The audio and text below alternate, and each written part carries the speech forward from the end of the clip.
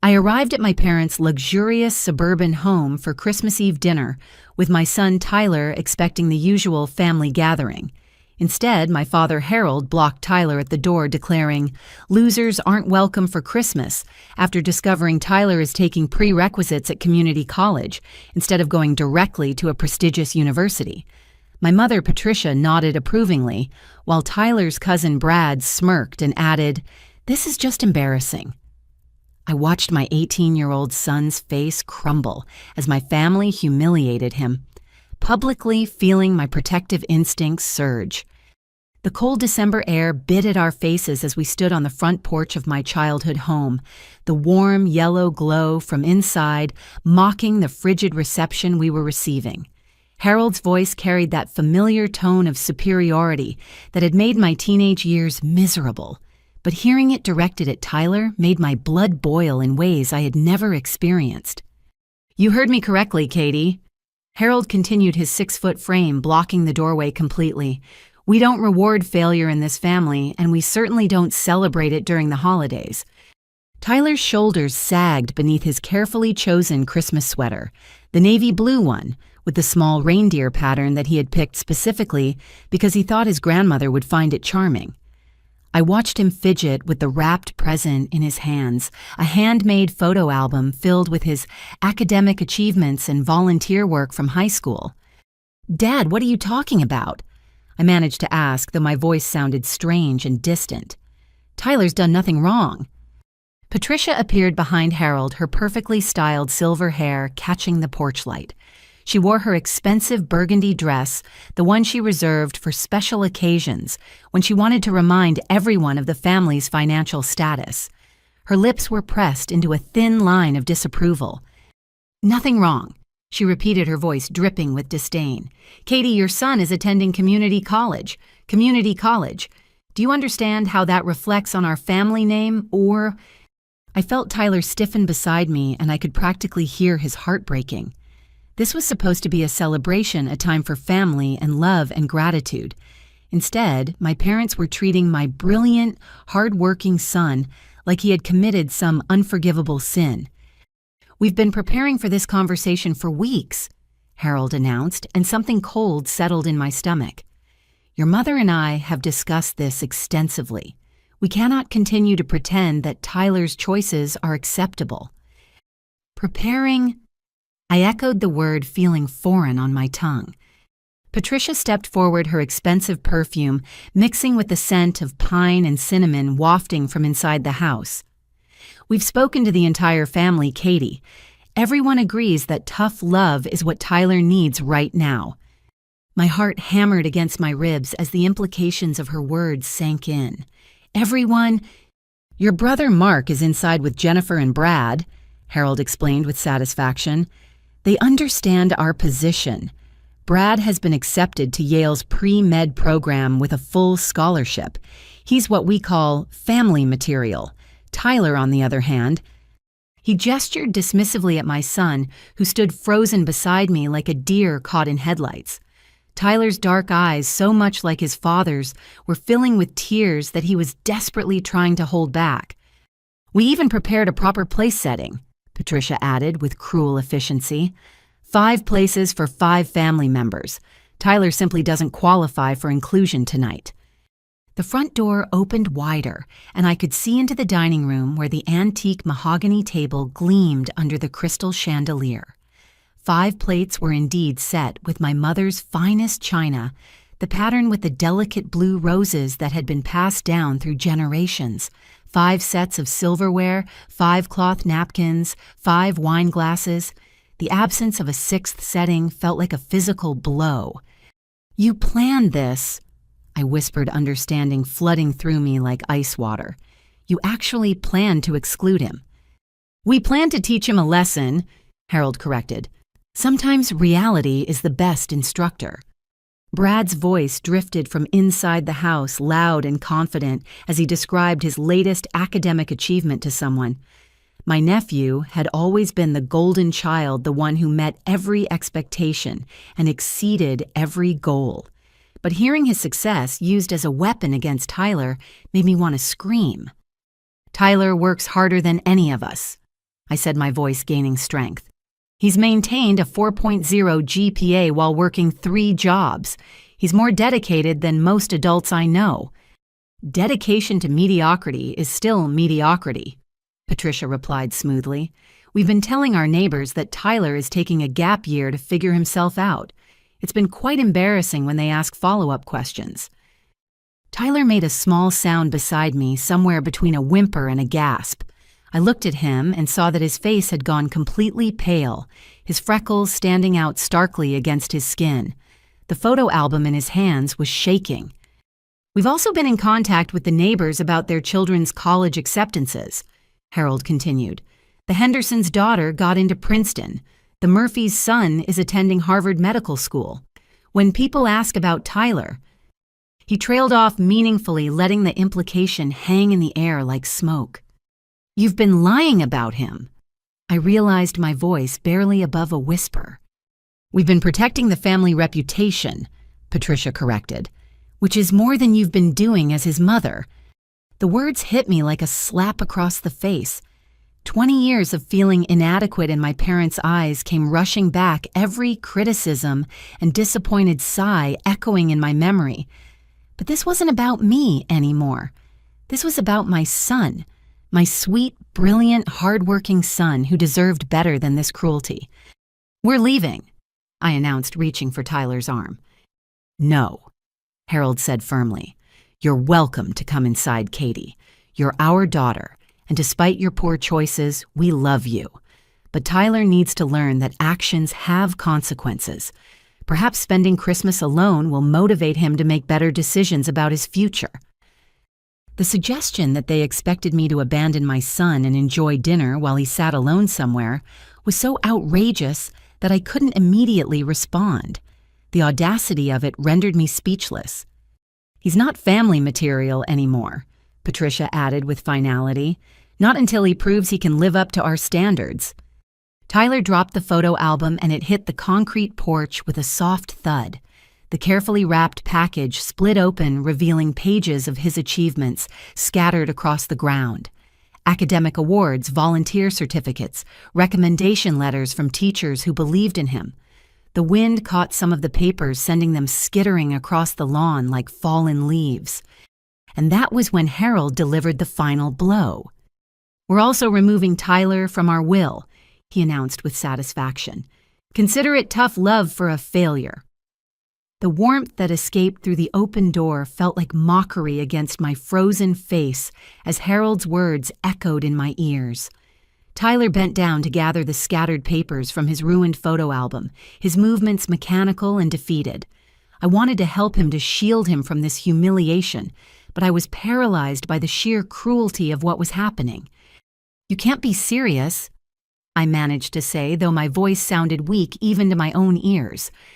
We've never been more serious, Patricia replied, adjusting her pearl necklace with manicured fingers. Come inside, Katie. Let's discuss this like adults while Tyler learns an important lesson about consequences. Against every instinct screaming at me to grab Tyler and run, I found myself stepping over the threshold. I needed to understand the full scope of this betrayal to know exactly what my family had done to my son. Tyler followed behind me, clutching the damaged photo album to his chest like armor. The inside of my childhood home looked exactly as it always did during the holidays. Garland draped the banister of the curved staircase, and the 14-foot Douglas fir dominated the living room corner, decorated with ornaments collected over decades. The smell of roast turkey and homemade stuffing filled the air, creating a perfect Norman Rockwell scene that felt completely surreal given the circumstances.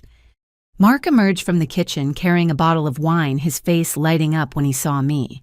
My younger brother had always been the peacekeeper in our family, the one who smoothed over conflicts and found middle ground. Surely he would be reasonable about this situation. Katie, great timing, he said warmly. Then his expression shifted when he noticed Tyler hovering uncertainly by the door. Oh, I thought we discussed the seating arrangement. My heart sank as I realized that Mark was not only aware of the plan to exclude Tyler, but had actively participated in it. Jennifer appeared next, My sister-in-law's blonde hair perfectly styled despite spending the day cooking. She gave me a bright smile that faltered when she saw Tyler. "Sweetie, maybe Tyler would be more comfortable at home tonight," Jennifer suggested gently. "This is really more of an adult conversation anyway." "Adult conversation," I repeated numbly. Brad bounded down the stairs with the confidence that only came from never having faced real disappointment. At 19, he was tall like his grandfather, with the same commanding presence and easy smile. He had inherited the family's natural charisma along with their sense of entitlement. "Aunt Katie, perfect timing," he said enthusiastically. "I was just telling everyone about my research opportunity at the medical center. Did you know I'll be working directly with the head of cardiology next semester?" He didn't acknowledge Tyler's presence at all, as if my son had become invisible. Tyler stood near the entryway like a ghost, haunting his own exclusion, still holding the remnants of his photo album. "We should all sit down," Harold announced, gesturing toward the living room. "Katie needs to understand why we've made these difficult decisions." The living room furniture had been rearranged to create a semicircle facing the fireplace, with Harold's leather chair positioned like a throne at the center. It felt disturbingly like an intervention or a trial. I took a seat on the sofa, and Tyler perched uncomfortably on the edge beside me, ready to flee at any moment. We've been discussing Tyler's situation for months. Patricia began settling into her favorite armchair with practiced elegance. Ever since we learned about his college choice. Months. I asked, feeling like the air was being sucked from the room. Mark nodded solemnly. "We're worried about you, Katie. About both of you, really. Tyler's decision to attend community college reflects poorly on our family's values and expectations. But more importantly," Jennifer added, her voice dripping with false concern, "we're worried that you're enabling his mediocrity. Sometimes love means setting boundaries." I looked around the room at these people who had been my support system my entire life, searching for any sign of the warmth and acceptance I remembered from childhood Christmases. Instead, I found cold calculation and barely concealed contempt. "We've been very discreet about this," Harold assured me. "We've told people that Tyler is taking a gap year to mature and reconsider his options. It's saved the family considerable embarrassment." Tyler made a small sound of distress, and I saw his hands trembling as he clutched the photo album. My protective instincts flared, but I forced myself to remain calm and gather information. "What exactly have you told people?" I asked carefully. Patricia produced her phone and began scrolling through what appeared to be a lengthy list of notes. "Well, the Hendersons asked about Tyler's college plans at the grocery store last month. I told them he was exploring different paths and taking time to find himself. The Murphys inquired at church," Harold added. I explained that Tyler was considering trade school as a more realistic option given his limitations. The word limitations hit me like a physical blow. Tyler had graduated valedictorian from his high school class of 400 students. He had received multiple academic awards and had been accepted to several four-year universities. His only limitation was our family's financial situation after his father left us with nothing but debt. And when Mrs. Chen asked about his SAT scores at the country club, Mark continued, "Mom told her that we prefer not to discuss disappointing results." Tyler's SAT score had been in the 98th percentile, higher than Brad's score, though we had never made comparisons. But apparently, my family had been actively spreading lies about my son's abilities and achievements for months. "You've been sabotaging his reputation," I said quietly, the full scope of their betrayal becoming clear. "We've been managing a difficult situation," Patricia corrected. "Do you have any idea how humiliating it is to admit that our grandson chose community college over proper universities? People make assumptions about family values based on those choices." Brad shifted in his chair, looking uncomfortable for the first time since we had arrived. "Maybe we could talk about this after Tyler leaves," he suggested awkwardly. "No," Harold said firmly. "Tyler needs to hear this. He needs to understand how his decisions affect the entire family." Jennifer nodded in agreement. We've always been supportive of Tyler, but support doesn't mean accepting failure. Sometimes the kindest thing we can do is refuse to enable poor choices. I wanted to point out all of Tyler's accomplishments, to list every award and achievement he had earned through hard work and dedication. But I could see that my family had already made up their minds. They had constructed a narrative where Tyler was a disappointment, and they were determined to stick to that story regardless of evidence to the contrary. We've also been discussing your parenting choices. Katie. Patricia continued, her voice taking on a sharper edge. A single mother raising a son without proper male guidance inevitably leads to these kinds of problems. The criticism of my parenting felt like a knife twisting in my chest. I had sacrificed everything to give Tyler the best life possible after his father abandoned us. I had worked multiple jobs gone without necessities and dedicated every ounce of my energy to ensuring my son had opportunities and support.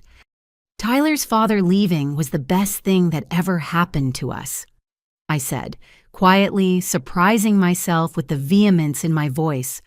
Was it? Harold challenged. Because from where we're sitting, the results speak for themselves. Tyler stood abruptly, the photo album falling from his lap and scattering more papers across the Persian rug. I should go, he said, his voice cracking with emotion. Sit down, Harold commanded, his voice sharp enough to make Tyler flinch. We're not finished. My son slowly sank back onto the sofa, his face pale and drawn. I could see tears threatening to spill over, and every maternal instinct I possessed was screaming at me to get him out of there immediately. We've prepared something that might help Tyler understand our perspective, Patricia announced, producing a manila folder from beside her chair. She opened the folder and pulled out several sheets of paper, each one covered in neat handwriting and what appeared to be printed emails and documents. My stomach dropped as I realized what I was looking at. These are Brad's achievements from his first semester at Yale, she announced with pride. Dean's List research opportunity leadership position in his pre-med society, and a recommendation from his organic chemistry professor for accelerated placement.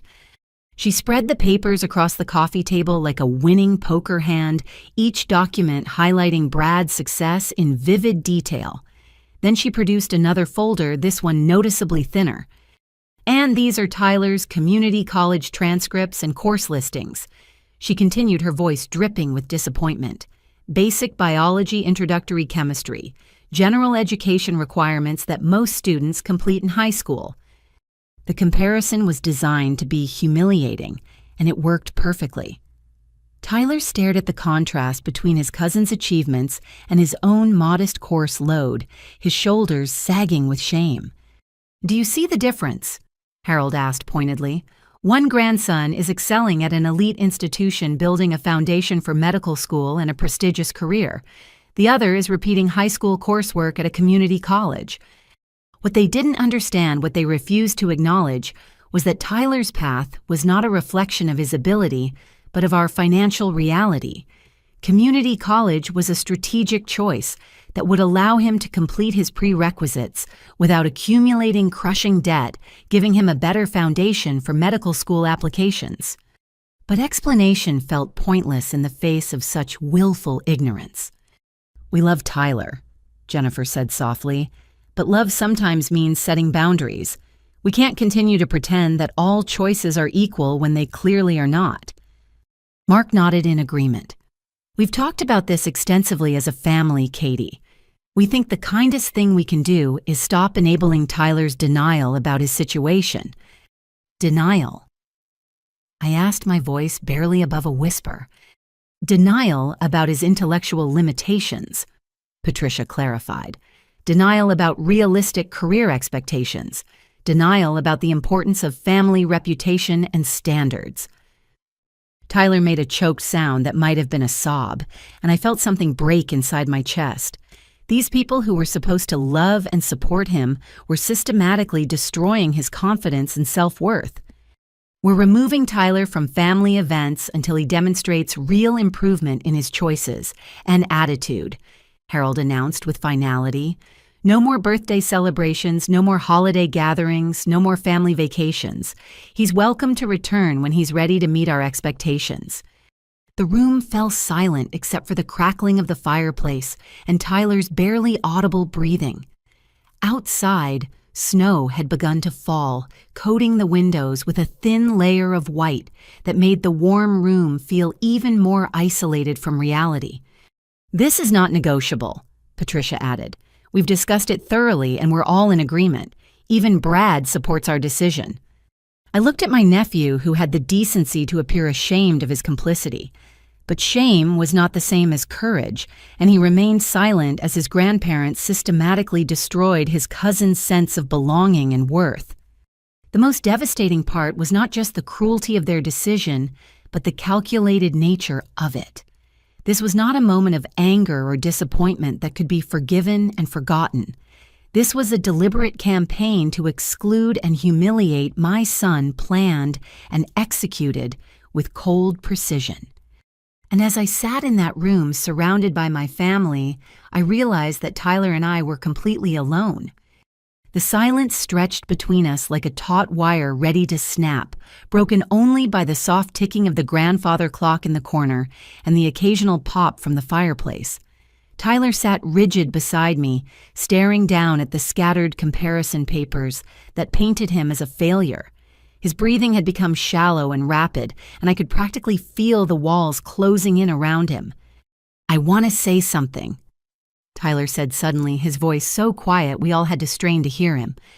Harold leaned back in his leather chair with the satisfied expression of someone who believed they were about to witness a well-deserved surrender. "Go ahead, son. We're listening." Tyler cleared his throat and straightened his shoulders, summoning courage from somewhere deep inside. When he looked up, his dark eyes were filled with tears, but his voice was steady. "I chose community college because I researched the most financially responsible path to medical school." He began each word carefully measured. "The average medical student graduates with over $200,000 in debt. I wanted to minimize that burden by completing my prerequisites at a lower cost." Patricia's perfectly penciled eyebrows rose skeptically. "That sounds like rationalization to me." "It's not rationalization," Tyler continued, his voice gaining strength. "I spent months researching medical school admissions requirements and talking to current medical students about their experiences. Every single person I spoke with advised taking prerequisites at community college to reduce overall debt." Brad shifted uncomfortably in his chair, suddenly very interested in examining his fingernails. I suspected he was beginning to understand that his cousin's choice was actually more strategic than his own expensive path. I also spoke with 3 admissions counselors at medical schools. Tyler pressed on, warming to his topic. "They all said that where you take prerequisites matters far less than your GPA and MCAT score.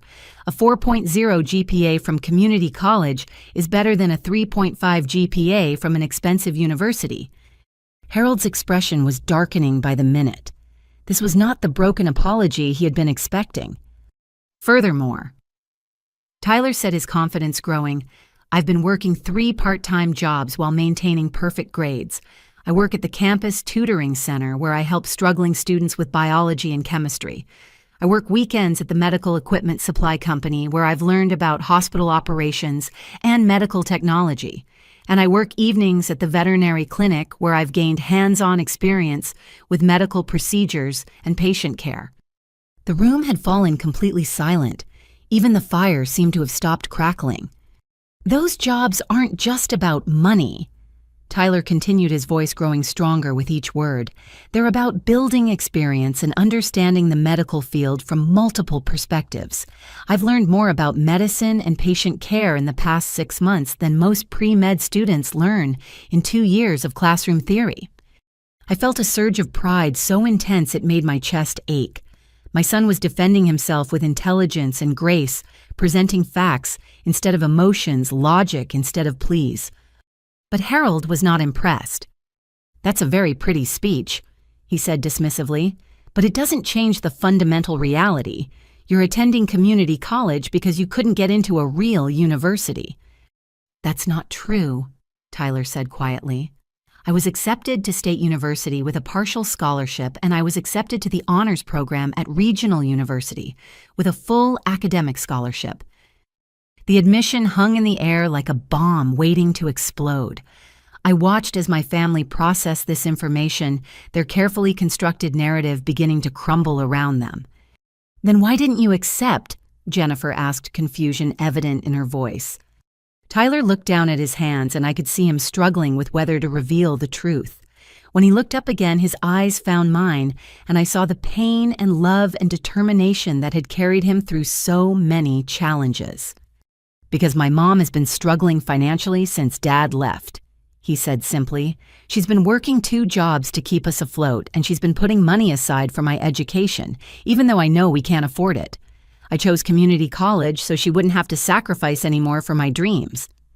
The words hit the room like a physical blow. I felt my face burning with shame and pride in equal measure. Shame that Tyler felt responsible for our financial situation, and pride that he had chosen sacrifice over prestige to protect me.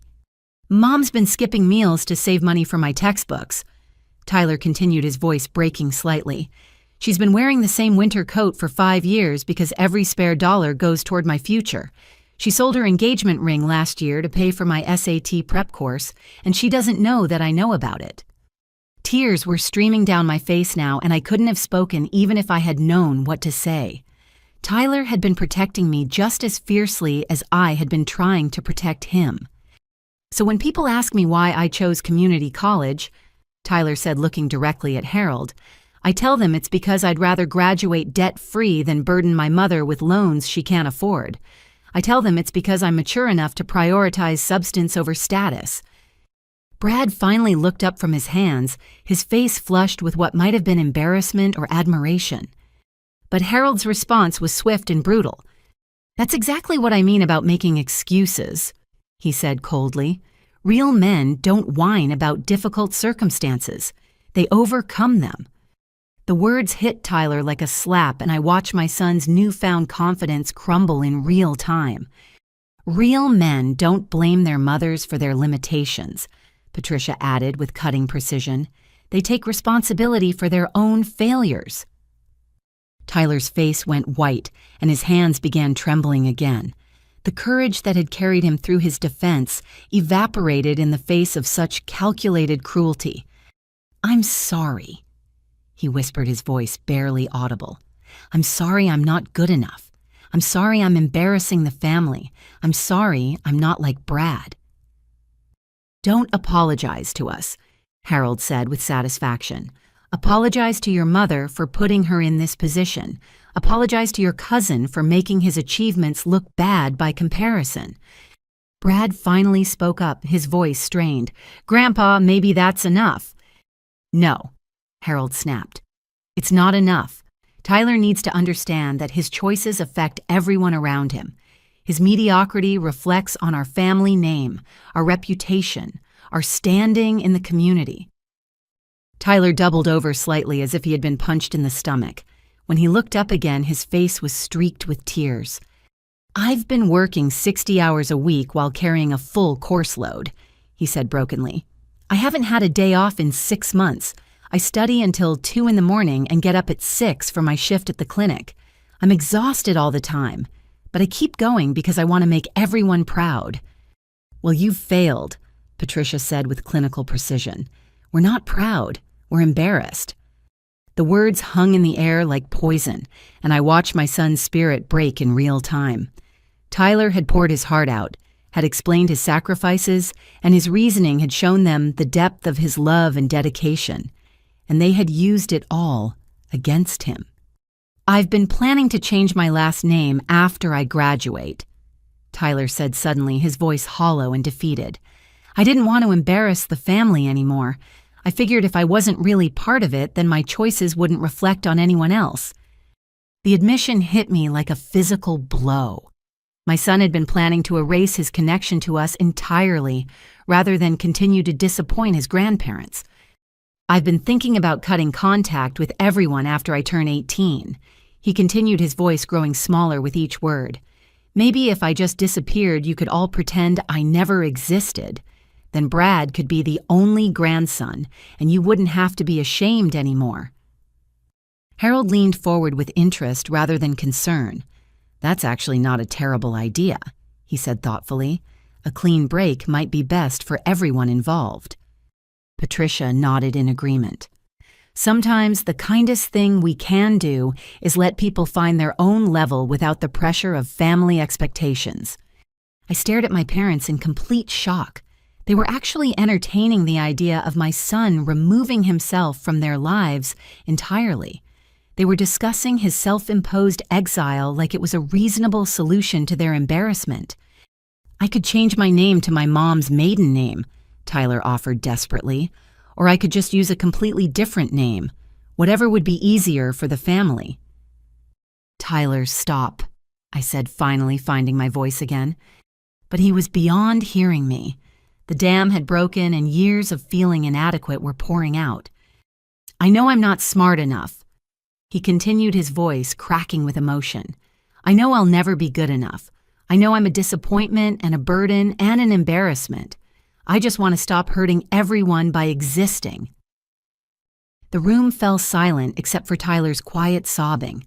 My 18-year-old son, who had worked harder than any adult I knew, who had sacrificed his own comfort for my financial stability, who had chosen responsibility over prestige, was apologizing for his existence. And my family was letting him. "Perhaps that's enough self-pity for one evening?" Harold said finally, his voice devoid of any warmth or compassion. "Tyler, you're welcome to leave now. Katie, you're welcome to stay for dinner." The suggestion that I would abandon my son and enjoy a meal while he suffered alone was so outrageous that I couldn't immediately process it. But as I looked around the room at these people who had raised me, who were supposed to love us both, I realized that they genuinely expected me to choose them over Tyler. They expected me to sacrifice my son for their approval. And in that moment, sitting in the living room where I had opened Christmas presents as a child, surrounded by people who had once made me feel safe and loved, I finally understood exactly who my family really was. I stood up slowly, my legs unsteady beneath me, as the full weight of what I had just witnessed settled into my bones. Tyler remained curled into himself on the sofa, his quiet sobs the only sound in the suddenly oppressive room. The grandfather clock continued its relentless ticking, marking seconds that felt like hours as I processed the magnitude of my family's betrayal. "You want me to stay for dinner?" I said carefully, my voice sounding strange and distant even to my own ears, "while my son goes home alone on Christmas Eve."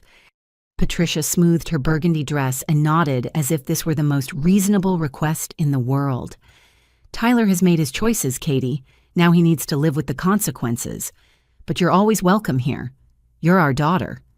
The word daughter felt like acid on my tongue. What kind of daughter would they expect me to be if I abandoned my child for their comfort? "We've prepared your favorite dessert," Jennifer added helpfully. "That chocolate trifle you used to love as a teenager. I thought it might help you remember what it feels like to be part of a real family celebration." A real family celebration. The words echoed in my head as I looked around the room at these people who had systematically destroyed my son's self-worth and were now expecting me to thank them for it. "We understand this is difficult," Mark said gently, his voice taking on that same condescending tone I remembered from childhood arguments. "But sometimes love means making hard choices. Tyler needs to learn that his actions affect other people." I almost laughed at the irony. They were lecturing me about how actions affect other people, while completely ignoring how their actions were affecting Tyler. "What about how your actions are affecting him?" I asked quietly. Harold's expression hardened. "Our actions are intended to help him grow up and face reality. Your actions have been enabling his delusions and mediocrity." "My actions," I repeated, feeling something cold and dangerous stirring in my chest. "Yes," Patricia said firmly. "Your parenting choices have led directly to this situation. A single mother trying to raise a boy without proper masculine guidance inevitably produces these kinds of problems." The criticism of my parenting hit me like a physical blow, but this time I didn't absorb it quietly. This time I felt anger rising up to meet it. What exactly have I done wrong as a parent? I asked, my voice gaining strength. "You've coddled him," Harold replied immediately. "You've made excuses for his limitations instead of pushing him to exceed them. You've let him settle for less instead of demanding excellence. You've failed to provide proper male role models," Patricia added. "Boys need strong masculine figures to teach them about competition and achievement. Without that guidance, they become weak and entitled." "Entitled?" I asked, thinking about Tyler's 60-hour work weeks and perfect grades. "He thinks he deserves respect and inclusion regardless of his performance," Jennifer explained. "He thinks showing up is enough, that effort matters more than results." I stared at her in complete disbelief. Tyler had consistently delivered exceptional results while working harder than any teenager should have to work. But somehow, my family had twisted that into evidence of entitlement. "We blame Tyler's father for abandoning his responsibilities," Mark said solemnly. "But we also blame you for not finding a suitable replacement. Tyler needed a strong stepfather to teach him about excellence and accountability." The suggestion that I should have married someone for Tyler's benefit rather than for love was so deeply offensive that I struggled to find words. They were criticizing me for prioritizing my son's emotional stability over their social expectations. "We've been discussing your situation as a family for quite some time," Patricia continued, her voice taking on that clinical tone she used when delivering particularly harsh judgments. "We're concerned that your protective instincts have become counterproductive." "Counterproductive how?" I managed to ask. "You've sheltered Tyler from natural consequences," Harold explained. "You've worked multiple jobs to support his dreams instead of letting him face the reality of his limitations. You've made sacrifices that enabled his unrealistic expectations." I thought about all those sacrifices they were criticizing. The meals I had skipped so Tyler could eat, the overtime shifts I had worked to pay for his textbooks, the winter coats I had mended instead of replacing so that money could go toward his future. "Those sacrifices were motivated by love," I said quietly. "They were motivated by guilt and overcompensation," Patricia corrected. "You felt guilty about the divorce, so you tried to make up for Tyler's father's absence by being both mother and father. The result is a confused young man who doesn't understand his place in the world." The analysis of my motivations was so far from reality that I almost couldn't respond.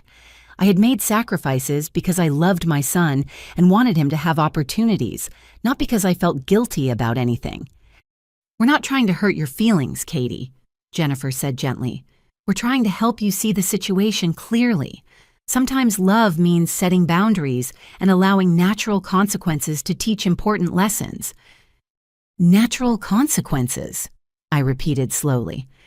"Tyler chose community college over real universities," Mark explained. "The natural consequence is exclusion from family events that celebrate academic achievement. It's not cruel, it's logical." I looked over at Tyler, who was still sitting hunched over on the sofa, his face hidden in his hands.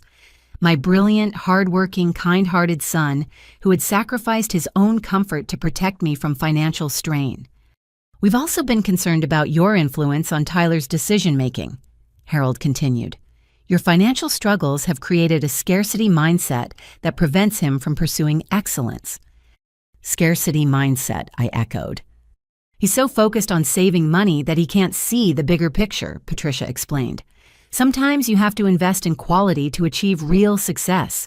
His penny-pinching approach to education will limit his opportunities in the long run." The irony was staggering. They were criticizing Tyler for being financially responsible while ignoring the fact that his caution was born from watching me struggle to keep us afloat after his father left us with crushing debt. "We think it might be best if Tyler spent some time away from your influence," Harold announced suddenly. "Perhaps a military school or structured program where he could learn discipline and realistic expectations." The suggestion hit me like ice water. They weren't just planning to exclude Tyler from family events, they were planning to separate us entirely. "Military school," I whispered. "Or perhaps he could live with his father for a while," Patricia suggested. "Learn some hard lessons about self-reliance and personal responsibility." Tyler's father had abandoned us when Tyler was 10 years old, leaving behind only debt and broken promises. He had remarried within a year and started a new family, showing zero interest in maintaining a relationship with Tyler.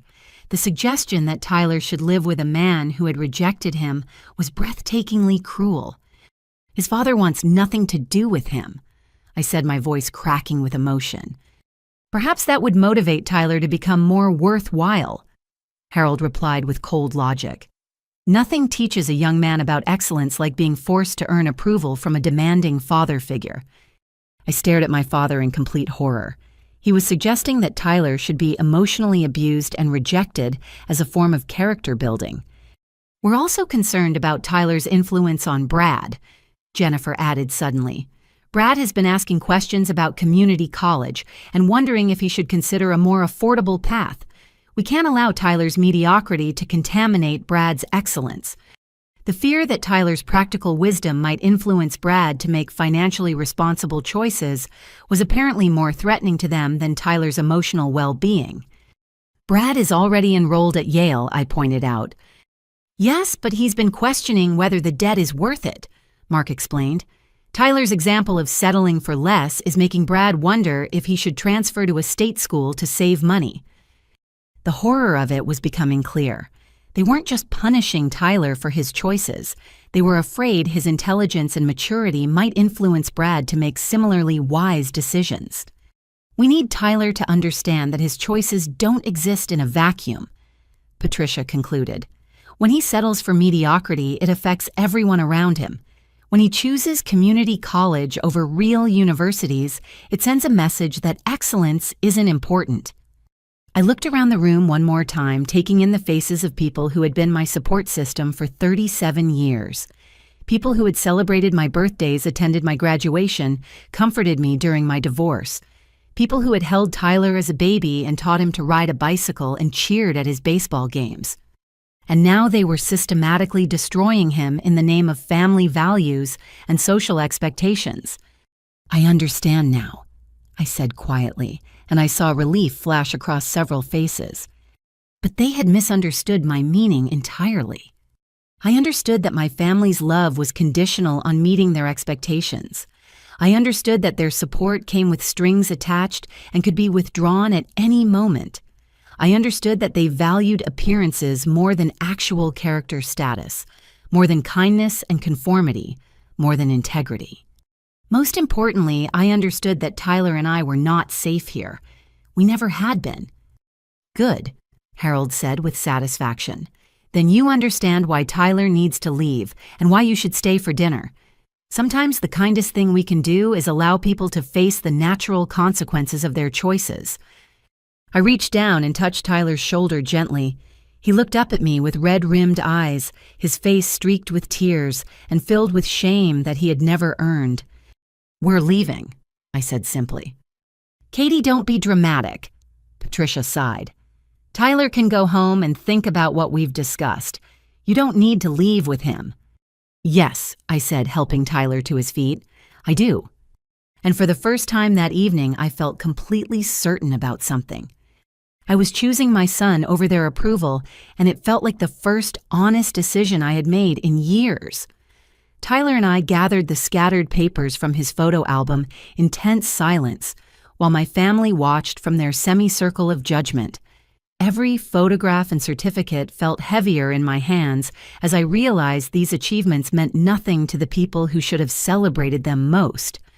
The weight of their disapproval pressed down on us like a physical presence, making even the simple act of walking toward the door feel monumental. You're making a mistake, Katie, Harold called after us, his voice carrying that familiar tone of authority that had intimidated me throughout childhood. Tyler needs to learn that running away doesn't solve problems. I paused at the front door, my hand on the brass handle that I had touched thousands of times growing up. For just a moment, I felt the pull of old patterns, the desperate need for my father's approval that had shaped so many of my decisions over the years. We're not running away, I said without turning around. We're choosing dignity over cruelty. Patricia's voice followed us onto the porch, sharp with frustration. Don't be so dramatic, Katie. We're trying to help Tyler become a better person. Sometimes love requires tough decisions. The cold December air hit us like a slap as we stepped outside, but it felt cleaner than the poisonous atmosphere we were leaving behind. Snow continued to fall, creating a thin white blanket over the perfectly manicured lawn and expensive cars parked in the circular driveway. Tyler walked beside me in silence, clutching the damaged photo album against his chest like a shield. His breathing was still uneven from crying, and I could see him struggling to process what had just happened. We had both entered that house expecting love and acceptance, and instead we had found calculated cruelty disguised as family values. As we reached my car, I heard the front door open behind us. I turned to see Mark jogging down the porch steps, his face flushed with either exertion or embarrassment. "Katie, wait." He called his breath, forming small clouds in the frigid air. "Can we talk for just a minute?" Tyler looked up at me with exhausted eyes, and I could see him steeling himself for another round of criticism.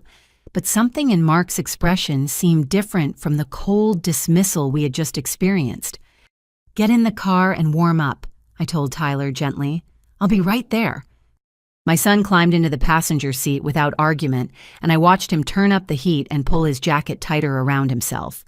Even through the car windows, I could see his hands shaking, whether from cold or emotional trauma. Mark approached me carefully as if I were a wounded animal that might bolt at any sudden movement. When he spoke, his voice was lower than it had been inside the house, meant only for my ears. "I wanted you to know that not everything you heard in there was completely accurate." He began glancing nervously back at the house, where warm light still spilled from the windows. "What do you mean?" I asked, though something cold was already settling in my stomach. Mark looked around the empty street as if checking for witnesses before continuing. "Mom and Dad have been more involved in Tyler's situation than they let on tonight. They didn't just spread rumors about his college choice." The words hit me like ice water. "What are you saying?" "They contacted his high school guidance counselor last spring." Mark admitted, his voice barely above a whisper. "They told her they were concerned about Tyler receiving too much encouragement for unrealistic goals." I stared at my brother in growing horror as the implications of his words sank in. "They interfered with his college applications." "They didn't think of it as interference," Mark said quickly, as if that somehow made it better.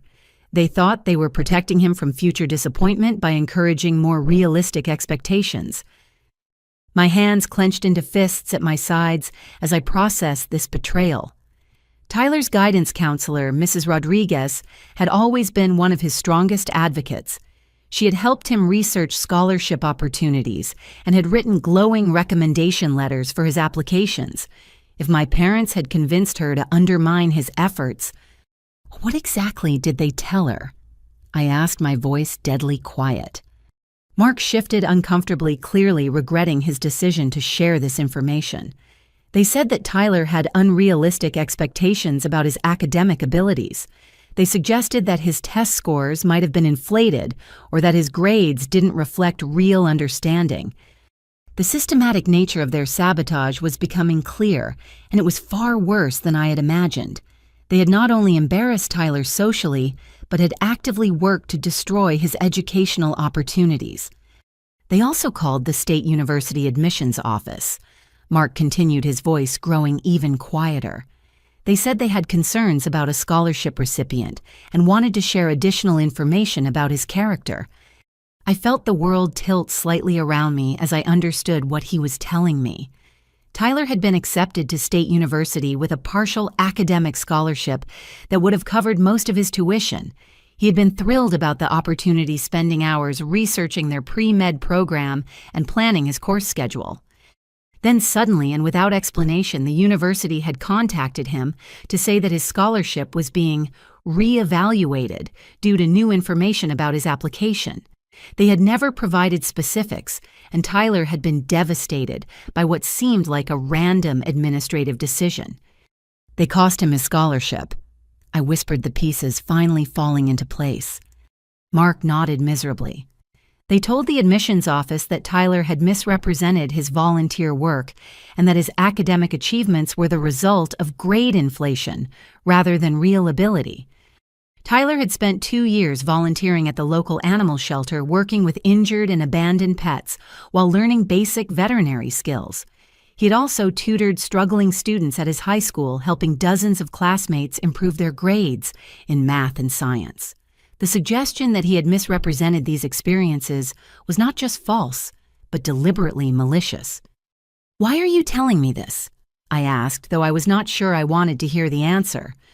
Mark looked back at the house again, then met my eyes with an expression I had never seen before. "Because I have kids too, Katie, and if someone did this to my children, I would want to know." The admission that he had watched my parents systematically sabotage Tyler's future while saying nothing was almost as devastating as the original betrayal. Mark had known exactly what they were doing and had chosen silence over intervention. "Why didn't you stop them?" I asked, my voice cracking with emotion. "I tried to talk them out of it," Mark said defensively, "but they were convinced they were doing the right thing. They said Tyler needed to learn that excellence requires sacrifice and that protecting him from natural consequences would only hurt him in the long run." Natural consequences. There was that phrase again used to justify deliberate sabotage and cruelty. Dad also contacted the regional university. Mark continued, apparently deciding to confess everything now that he had started. He told them that Tyler had been accepted under false pretenses and that the family had concerns about his readiness for academic challenges. Regional University had offered Tyler a full academic scholarship based on his test scores and grades. It would have covered tuition, room, and board, and even provided a modest stipend for books and supplies. Tyler had been over the moon about the opportunity, seeing it as validation of all his hard work and dedication. Then, just like with State University, the offer had been suddenly withdrawn due to irregularities in the application process. Tyler had been heartbroken, convinced that he had somehow made a mistake or failed to meet some requirement he had not understood. He destroyed every opportunity Tyler had. I said the full scope of Harold's campaign becoming clear. "Not every opportunity," Mark corrected quietly. Community college was never contacted because Dad didn't think it mattered. He figured if Tyler was determined to settle for mediocrity, then mediocrity was what he deserved. The casual cruelty of that decision was breathtaking. Harold had systematically destroyed Tyler's chances at the universities that had recognized his potential while leaving him only the option that he could then use as evidence of Tyler's inadequacy. "There's more," Mark said reluctantly. "Mom has been talking to people at her church about Tyler's situation. She's been asking for prayers for a grandson who has lost his way and needs guidance back to the path of righteousness." The idea that Patricia had been using Tyler's college choice as a prayer request, painting him as a troubled young man who needed spiritual intervention, was so deeply humiliating that I felt physically sick. "She's also been discussing the situation with her book club," Mark continued. "She tells them that modern parenting has become too permissive and that children like Tyler are the inevitable result of not setting proper boundaries." My mother had been using my son as a cautionary tale, spreading intimate details of our family situation to anyone who would listen, while positioning herself as the wise grandmother, trying to save a wayward child. "And Dad has been talking to his business associates about the importance of maintaining family standards," Mark added. He uses Tyler as an example of what happens when families lower their expectations to accommodate mediocrity. Harold owned a successful construction company and was well connected in the local business community. The idea that he had been publicly humiliating Tyler in professional settings while discussing family values and personal responsibility made my blood boil. "How long has this been going on?" I asked, though I was not sure I wanted to know. Mark looked deeply uncomfortable as he considered the question. Since Tyler's junior year of high school, when he started talking about college plans, it escalated after he chose community college over the remaining options. 2 years. For 2 years, my parents had been systematically undermining my son while pretending to love and support him. They had sabotaged his opportunities, spread lies about his character, and used his situation to enhance their own sense of moral superiority. "Why didn't you tell me sooner?" I asked, my voice barely above a whisper. "Because I kept hoping they would stop," Mark admitted. "I thought once Tyler proved himself at community college, they would recognize their mistake and apologize. I never imagined it would escalate to tonight." The idea that this evening's cruelty was an escalation rather than an aberration was almost too much to process. This was not a moment of poor judgment or temporary disappointment. This was the culmination of a long-term campaign to destroy Tyler's confidence and drive him away from the family. "Dad's been telling people that Tyler's failures reflect poorly on his parenting," Mark continued. "He says that grandfathers have a responsibility to correct mistakes that parents are too blind to see." The hypocrisy was staggering. Harold was publicly criticizing my parenting while secretly sabotaging Tyler's opportunities, creating the very problems he then claimed to be addressing. And Mom's been suggesting that Tyler might benefit from military school or some other structured environment where he could learn discipline and realistic goal setting, Mark added quietly. The suggestion that my academically successful, hardworking, responsible son needed to learn discipline was so ridiculous that it would have been laughable if it were not so malicious. "They've also been discussing the possibility of having him evaluated by a psychologist," Mark said. "They think he might have learning disabilities or emotional problems that explain his poor decision-making." The plan to pathologize Tyler's practical wisdom and financial responsibility was the final piece of their comprehensive assault on his character and future.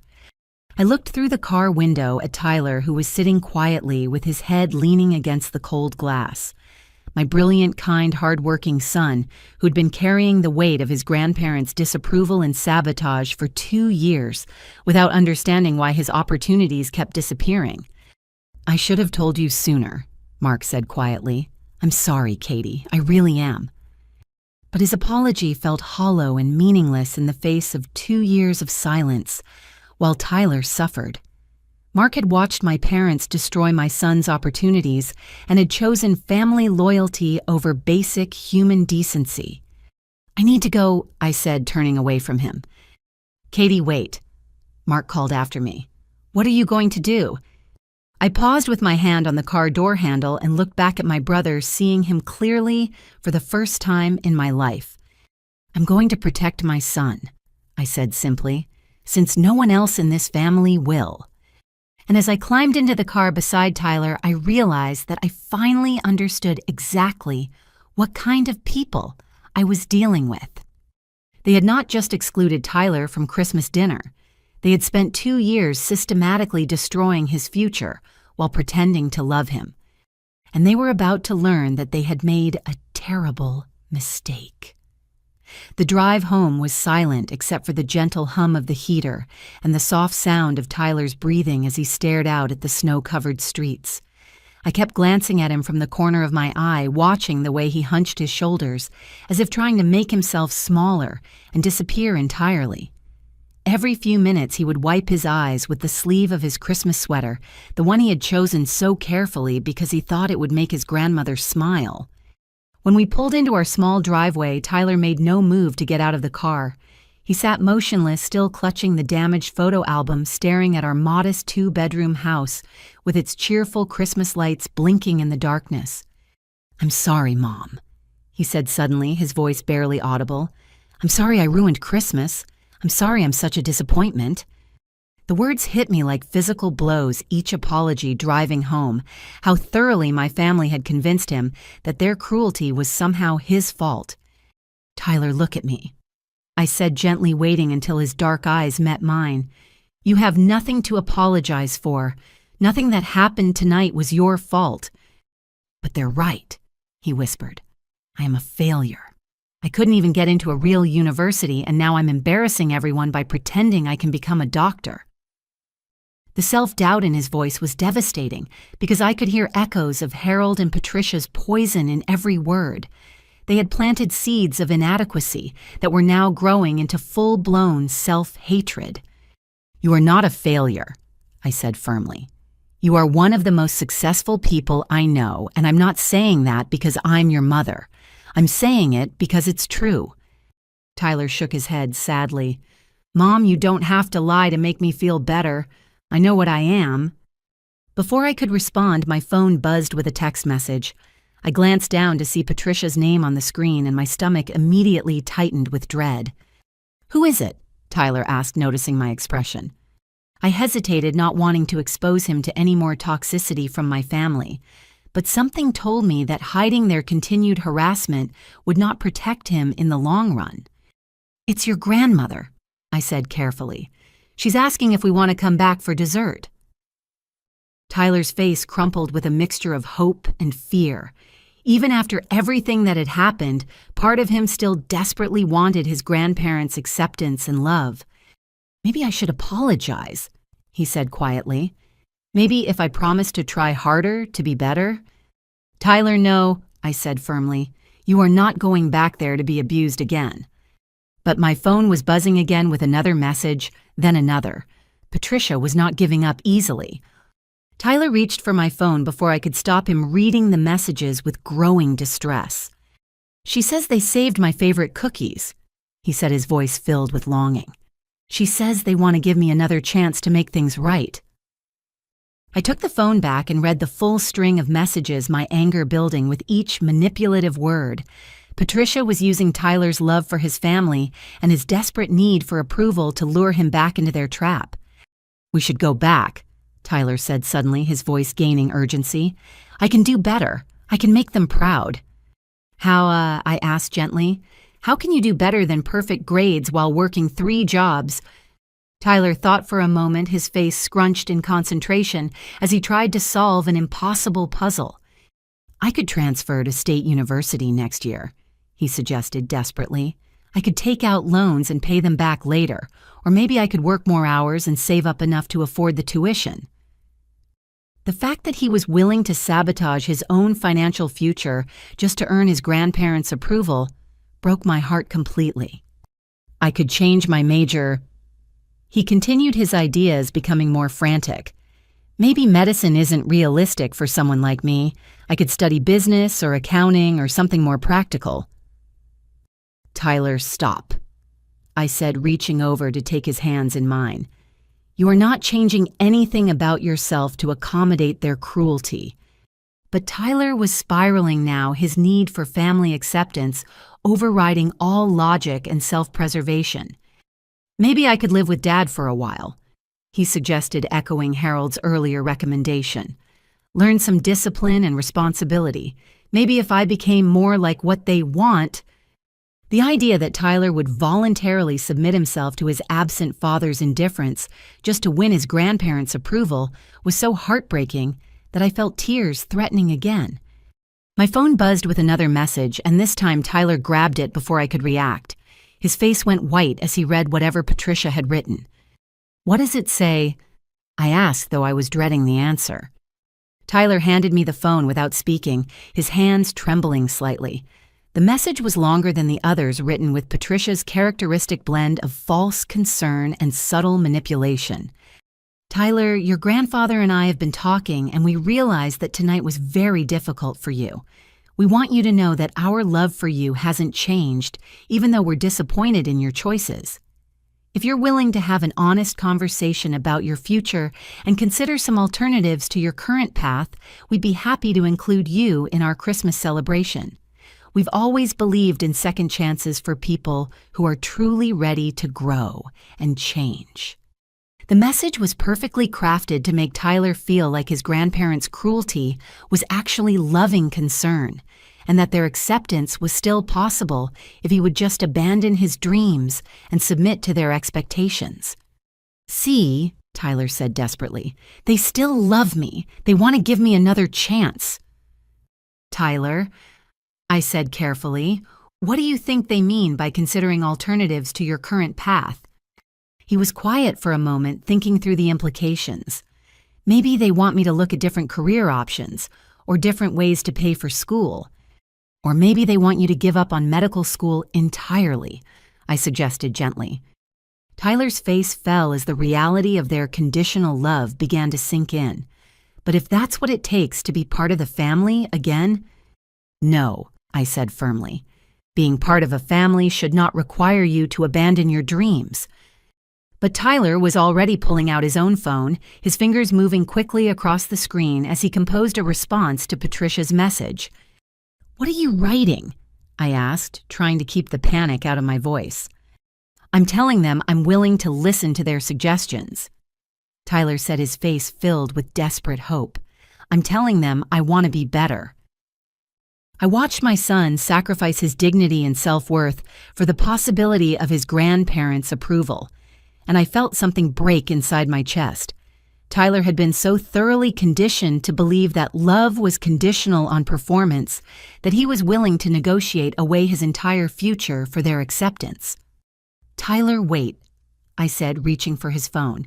"Let's think about this for a minute." "Mom, please," he said, pulling the phone away from me. "This might be my only chance to fix things. I can't lose my family."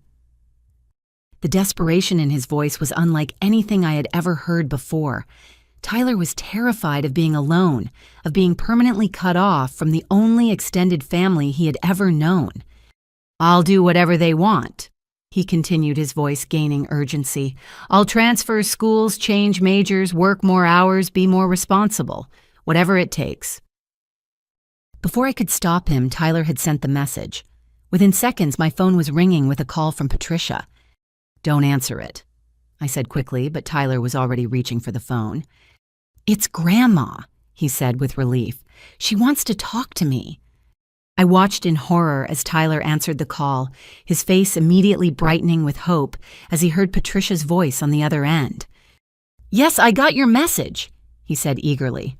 "I want to come back. I want to make things right." I could only hear Tyler's side of the conversation, but I could see his expression changing as Patricia spoke. The hope in his eyes was gradually being replaced by confusion and then by devastation. "A trade school," Tyler repeated quietly. "But I thought—" He listened in silence for several minutes, his face growing paler with each passing second. "Yes, ma'am," he said finally. "I understand." Tyler ended the call and sat motionless in the passenger seat, staring down at his phone with an expression I had never seen before. "What did she say?" I asked gently. Tyler was quiet for a long moment before answering. "She said they've been researching alternatives to my current path, and they think I should consider a trade school program, something practical that doesn't require the academic rigor of college." The suggestion that Tyler, who had graduated valedictorian and maintained perfect grades while working 3 jobs, was not capable of academic rigor was so insulting that I struggled to find words. "She said they've already picked out several programs that might be good fits for someone with my limitations," Tyler continued in a hollow voice. "Automotive repair, plumbing, electrical work, things that don't require advanced mathematics or critical thinking skills." The systematic dismantling of Tyler's confidence was reaching new depths of cruelty. Patricia was not just asking him to lower his expectations, she was asking him to accept that he was intellectually inferior to his cousin and incapable of academic success. She also said they've calculated how much money the family has invested in my education over the years, Tyler added quietly. "Birthday gifts, Christmas presents, school supplies, graduation money.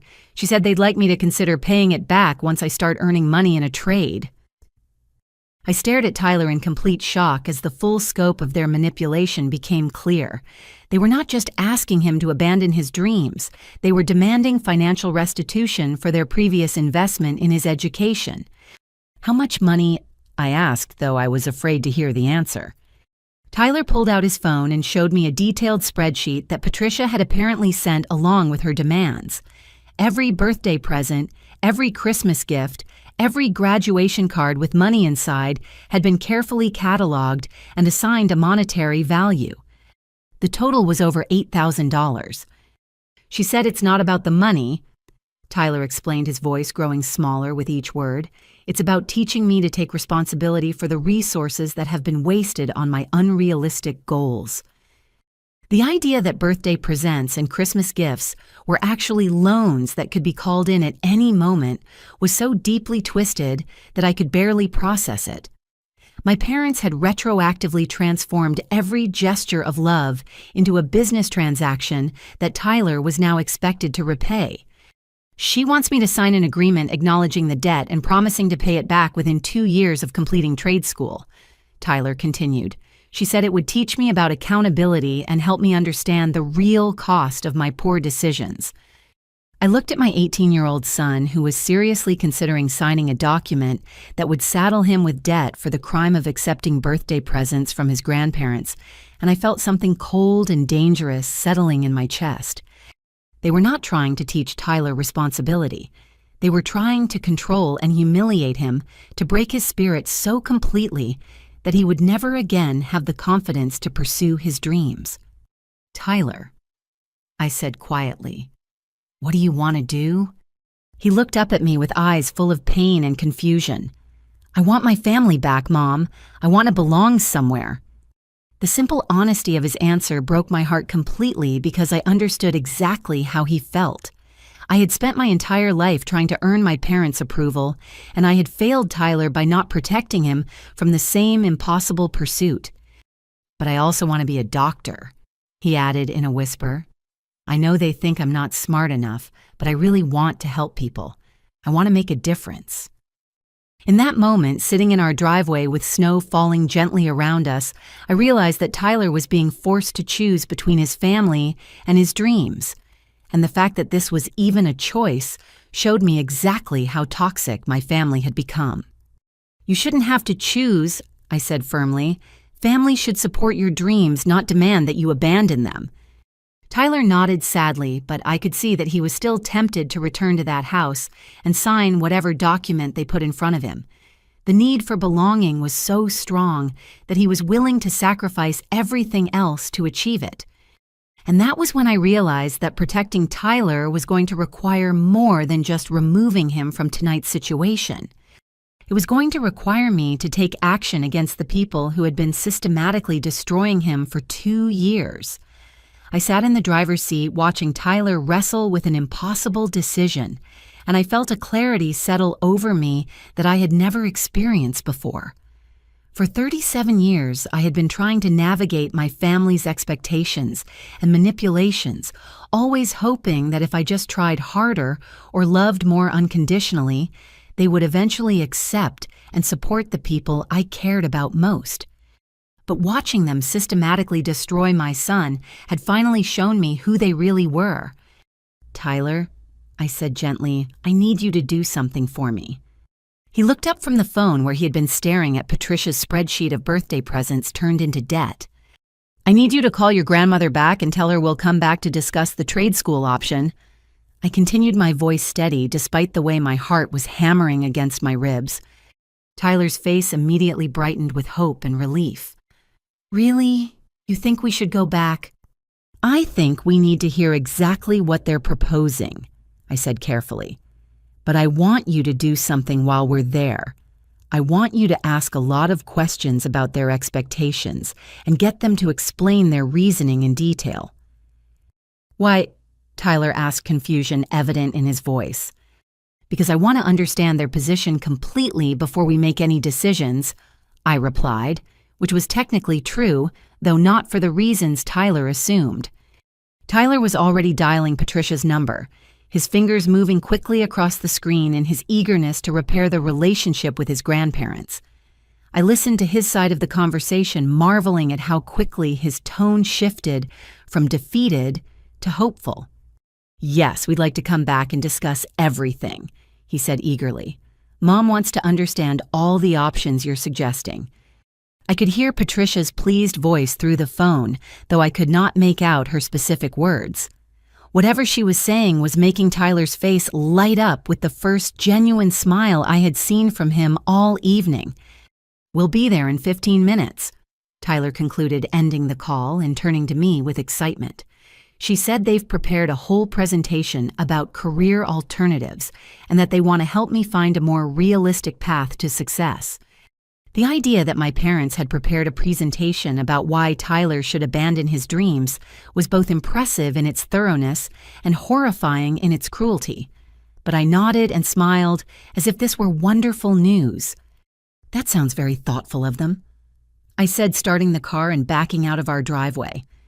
As we drove back through the snowy streets toward my childhood home, I found myself thinking about all the times I had given my parents the benefit of the doubt, all the times I had made excuses for their criticism or rationalized their conditional love as somehow being in my best interest.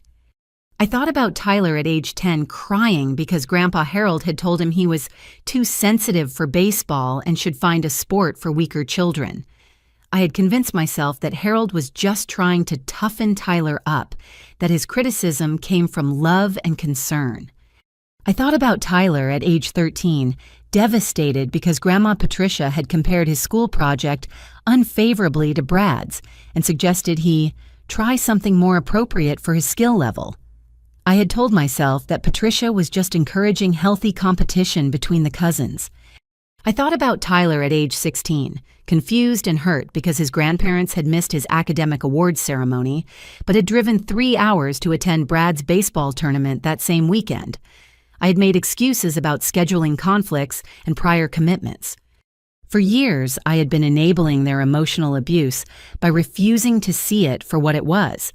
I had taught Tyler to accept their criticism and doubt himself rather than recognizing that their treatment of him was completely unacceptable.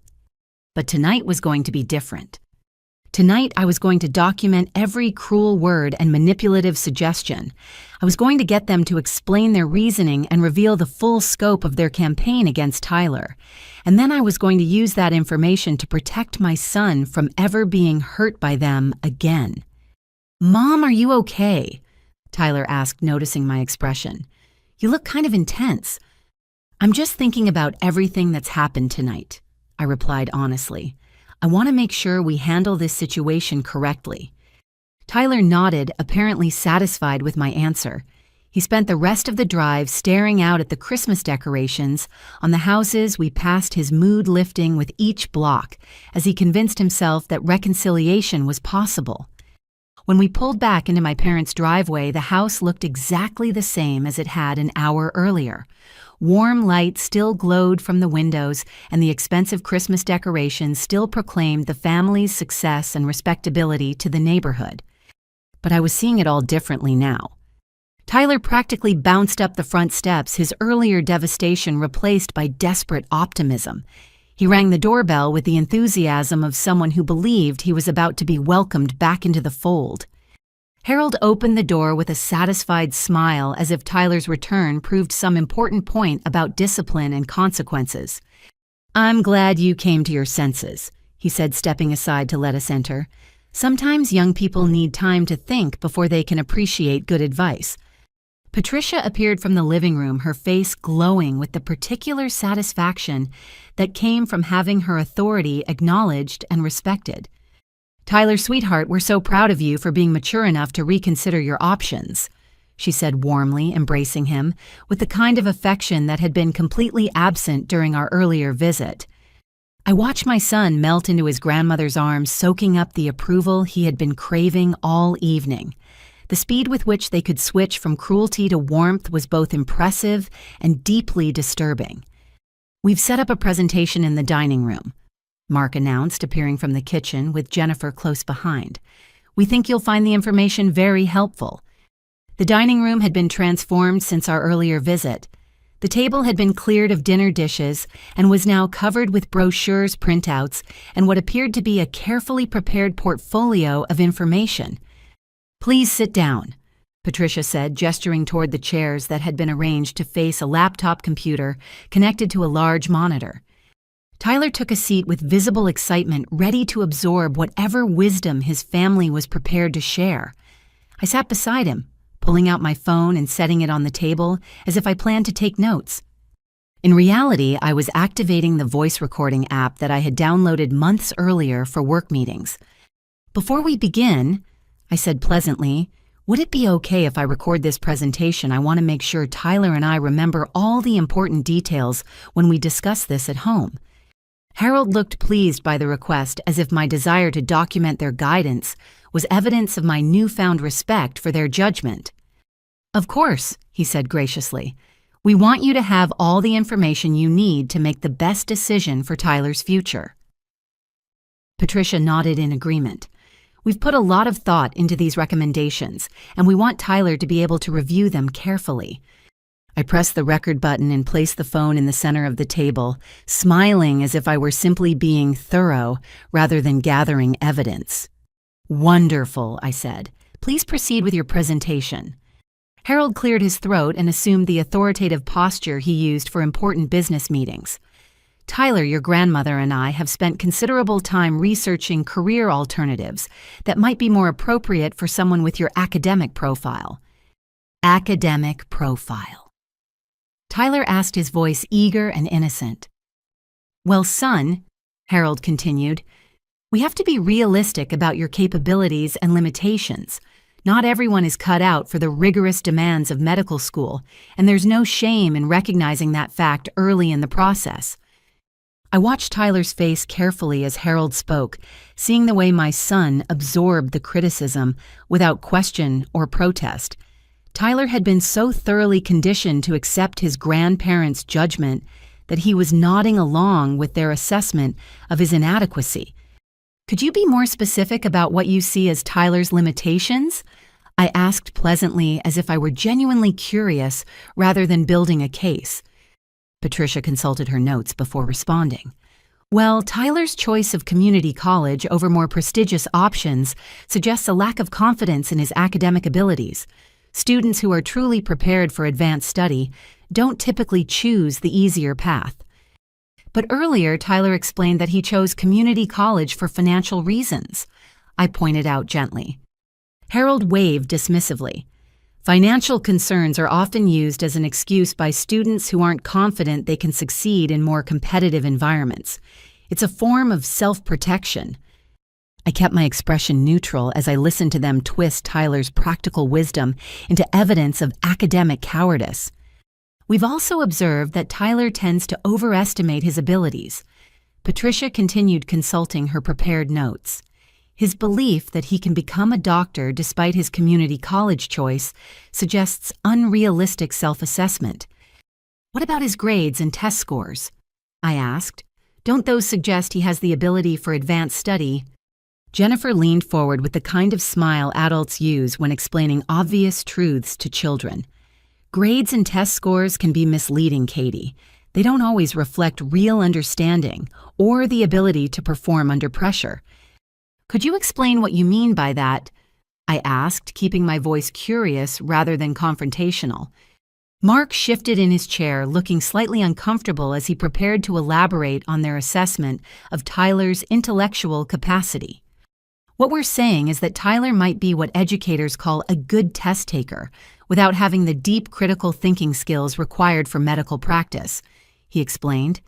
"He can memorize information and perform well on standardized assessments, but that doesn't necessarily translate to real-world problem-solving ability." I glanced at Tyler, who was listening to this assessment of his capabilities with a mixture of confusion and growing distress. His perfect grades and outstanding test scores were being dismissed as evidence that he was good at following directions rather than thinking independently. "So you believe Tyler's academic achievements are not indicative of his actual intelligence?" I asked, making sure the recording device was capturing every word. "We believe Tyler is intelligent," Patricia said carefully, "but intelligence comes in many forms. Not everyone has the specific type of analytical intelligence required for medical practice." Harold nodded in agreement. "We think Tyler would be much happier and more successful in a field that matches his natural abilities rather than his unrealistic aspirations." The presentation continued for another 30 minutes with my family systematically dismantling Tyler's confidence while presenting their destruction as loving guidance. They explained in detail why they believed he was intellectually inadequate for medicine, why his financial concerns were actually character flaws, and why accepting a trade school education would be the mature and responsible choice. Through it all, Tyler listened with the heartbreaking eagerness of someone desperate to please, absorbing every criticism and accepting every judgment without protest. And through it all, my phone continued recording every word. When they finally finished their presentation and asked Tyler what he thought about their recommendations, I had everything I needed to understand exactly who my family was and what they had been doing to my son. "This is very helpful information," I said pleasantly, reaching for my phone. "Tyler and I will definitely need to discuss all of this carefully before making any decisions." But I was not planning to discuss anything with Tyler. I was planning to destroy the people who had spent 2 years destroying him. The silence in the car was different this time as we pulled out of my parents' driveway for the second time that evening. Tyler sat slumped in the passenger seat, no longer clutching his photo album, but instead holding a manila folder full of trade school brochures and community college transfer information. The weight of his family's expectations seemed to be crushing him into the upholstery. "They really put a lot of thought into this," he said quietly, his voice devoid of the excitement he had shown earlier. "All those brochures and research about different career paths." I glanced at him as I navigated the snowy streets, seeing how completely deflated he looked after 90 minutes of having his dreams systematically dismantled by people who claimed to love him. "What did you think about their presentation?" I asked, carefully wanting to understand his perspective before sharing my own. Tyler was quiet for several blocks, staring out at the Christmas lights that seemed to mock the darkness of our situation. When he finally spoke, his voice was barely above a whisper. "I think they might be right about me not being smart enough for medical school," he admitted. "I mean, they know more about these things than I do, and if they think I should consider other options—" The resignation in his voice broke my heart completely. Tyler had entered that house with dreams and determination, and he was leaving with the belief that his family's assessment of his limitations was more accurate than his own understanding of his capabilities. "Tyler," I said gently, "do you remember what your biology professor said about your performance in his class?" "He said I was one of the best students he'd ever taught," Tyler replied automatically, "but maybe he was just being nice." "And what about your chemistry professor?" "She offered to write me a recommendation letter for medical school and said I had exceptional analytical skills." Tyler said, then immediately added, "But maybe she doesn't know what real medical students are like." I felt anger building in my chest as I realized how thoroughly my family had convinced Tyler to doubt every piece of positive feedback he had ever received. They had not just criticized his choices, they had taught him to distrust any evidence that contradicted their narrative of his inadequacy. "What about the research you did on medical school admissions?" I asked. "What did you learn about community college students who successfully applied to medical programs?" Tyler shifted in his seat, pulling his jacket tighter around himself. "I found lots of examples of students who took their prerequisites at community college and got into good medical schools, but maybe those were exceptional cases." "Exceptional how? Maybe they were naturally brilliant or had connections or something," Tyler said sadly. "Maybe I was just looking for information that would support what I wanted to believe instead of facing reality." The systematic destruction of Tyler's confidence was so complete that he was now questioning his own research abilities and critical thinking skills. My family had not just attacked his dreams, they had convinced him that his capacity for rational analysis was fundamentally flawed. "Tyler, I want you to tell me something," I said, pulling over into a well-lit parking lot so I could look at him directly. "In your own words, without thinking about what anyone else has said, why do you want to be a doctor?" Tyler looked surprised by the question, as if no one had asked him to articulate his own motivations in a very long time. "I want to help people who are suffering," he said slowly. "I want to use science and medicine to solve problems and improve lives. I want to be the kind of person patients can trust when they're scared and vulnerable." The passion in his voice when he talked about his actual motivations was completely different from the defeated tone he had been using all evening. "And when you imagine yourself in 10 years, what do you see?" I continued. Tyler closed his eyes for a moment, and when he opened them, there was a spark there that had been missing for hours. "I see myself in a white coat talking to patients about their treatment options," he said quietly. "I see myself staying late to research unusual cases or working with a team to develop new treatment protocols. I see myself making a real difference in people's lives." "Does that vision feel realistic to you?" I asked. "It used to," Tyler admitted. "But after tonight, I'm not sure if that was just wishful thinking." I reached over and took his hand, waiting until he looked at me before speaking. "Tyler, I need to tell you something that I should have told you years ago," I began.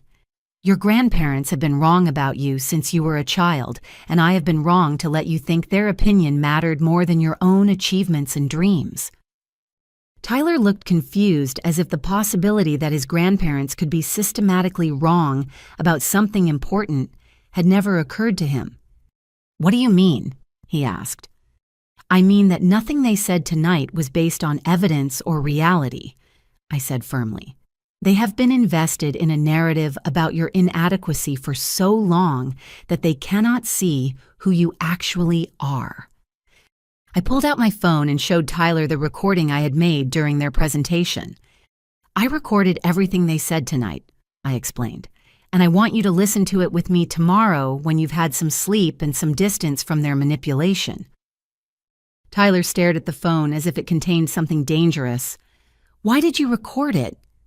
"Because I wanted documentation of exactly what they said and how they said it," I replied honestly, "and because I suspected that their arguments would not hold up to scrutiny once we examined them carefully." We sat in the parking lot for several more minutes while Tyler processed this information. I could see him struggling with the possibility that his grandparents' assessment of his capabilities might not be the objective truth he had always assumed it to be. "Mom," he said, finally, his voice hesitant, "can I tell you something that I've never told anyone before?" "Of course." Tyler took a deep breath as if preparing to confess something shameful. "Grandpa Harold has been meeting with me privately for the past 2 years. He's been coming to my school sometimes during lunch or asking me to meet him at the coffee shop near campus." A chill ran down my spine as I realized that Harold's manipulation of Tyler had been even more extensive than I had imagined. "What did you talk about during these meetings?" I asked, trying to keep my voice calm. "He said he was concerned about my future and wanted to help me understand what it would take to be successful," Tyler explained. "He told me that my grades and test scores were good, but that I needed to be realistic about my limitations." The idea that Harold had been secretly meeting with Tyler to undermine his confidence while pretending to offer guidance was so manipulative that I felt physically sick. "He also said that you were struggling financially because of my college plans." Tyler continued, his voice growing smaller. "He said that a good son would choose a career path that wouldn't be such a burden on his mother."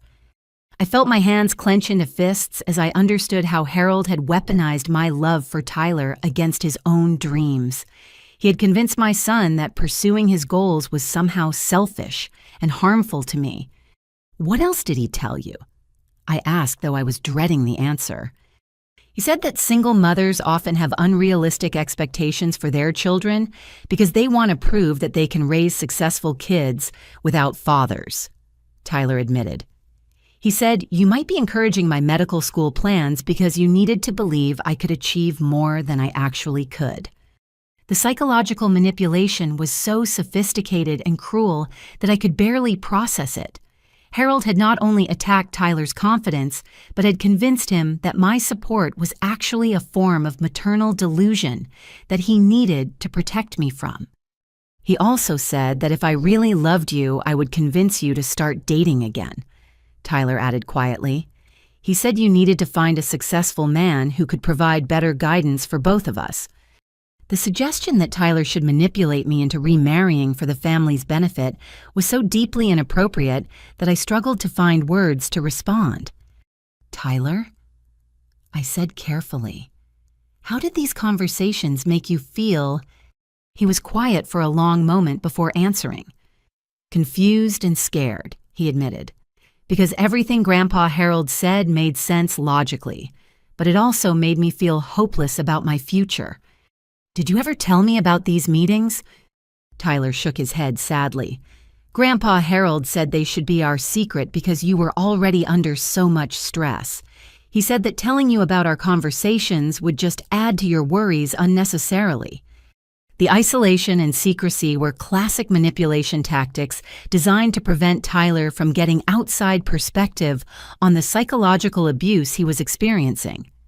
For the past 2 years, I've been trying to figure out how to be the son that Grandpa Harold thinks I should be, Tyler continued. I've been trying to lower my expectations and be more realistic about my capabilities, but no matter how hard I tried, I could never seem to meet his standards. I realized that Tyler had been carrying the weight of Harold's impossible expectations and systematic undermining for 2 years without any support or validation from outside sources. He had been trying to solve an unsolvable puzzle while being told that his inability to solve it proved his inadequacy. Tyler, I need you to understand something very important, I said, taking his face in my hands so he had to look directly at me. Everything your grandfather told you was designed to control and manipulate you. None of it was true. But he seemed so sure, Tyler protested weakly. Manipulative people always seem sure, I replied firmly. That's part of how they convince their victims to doubt themselves instead of questioning the manipulation. Tyler stared at me with wide eyes as if I had just suggested that gravity might not be real. You're saying that Grandpa Harold was deliberately trying to hurt me? He asked, his voice filled with disbelief. I'm saying that Grandpa Harold was trying to control you by destroying your confidence and independence, I corrected. Whether he understood how harmful that was or not, the effect on you has been devastating. We sat in the parking lot for another 20 minutes while Tyler slowly began to process the possibility that his grandparents' treatment of him had been abusive rather than loving. It was like watching someone wake up from a 2-year nightmare and realize that the monsters had been real all along. What do we do now? Tyler asked finally, his voice small and uncertain. I looked at my 18-year-old son, who was brilliant and hardworking and kind, and who had been systematically convinced that he was inadequate and delusional. I thought about Harold's secret meetings and Patricia's public humiliation and Mark's complicit silence. And I realized that protecting Tyler was going to require more than just removing him from their influence. It was going to require me to expose exactly who they were and what they had been doing. Now, I said firmly, we make sure this never happens to anyone else. When we finally arrived home, Tyler went straight to his room with the folder of trade school brochures, claiming he wanted to review his options before making any decisions. I knew he was actually trying to process everything that had happened, but I was grateful for the space to think clearly about what I needed to do next.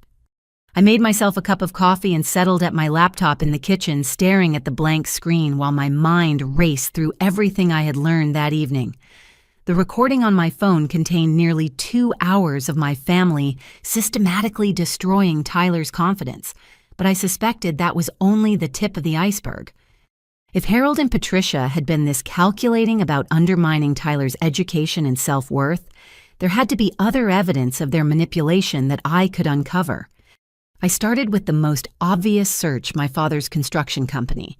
Harold had always presented his business as highly successful, using it as evidence of his superior judgment and work ethic. But something about Mark's earlier discomfort when discussing family finances made me suspect that the reality might be different from the image. A quick search of public business records revealed that Brennan Construction LLC had been facing significant challenges for the past 18 months.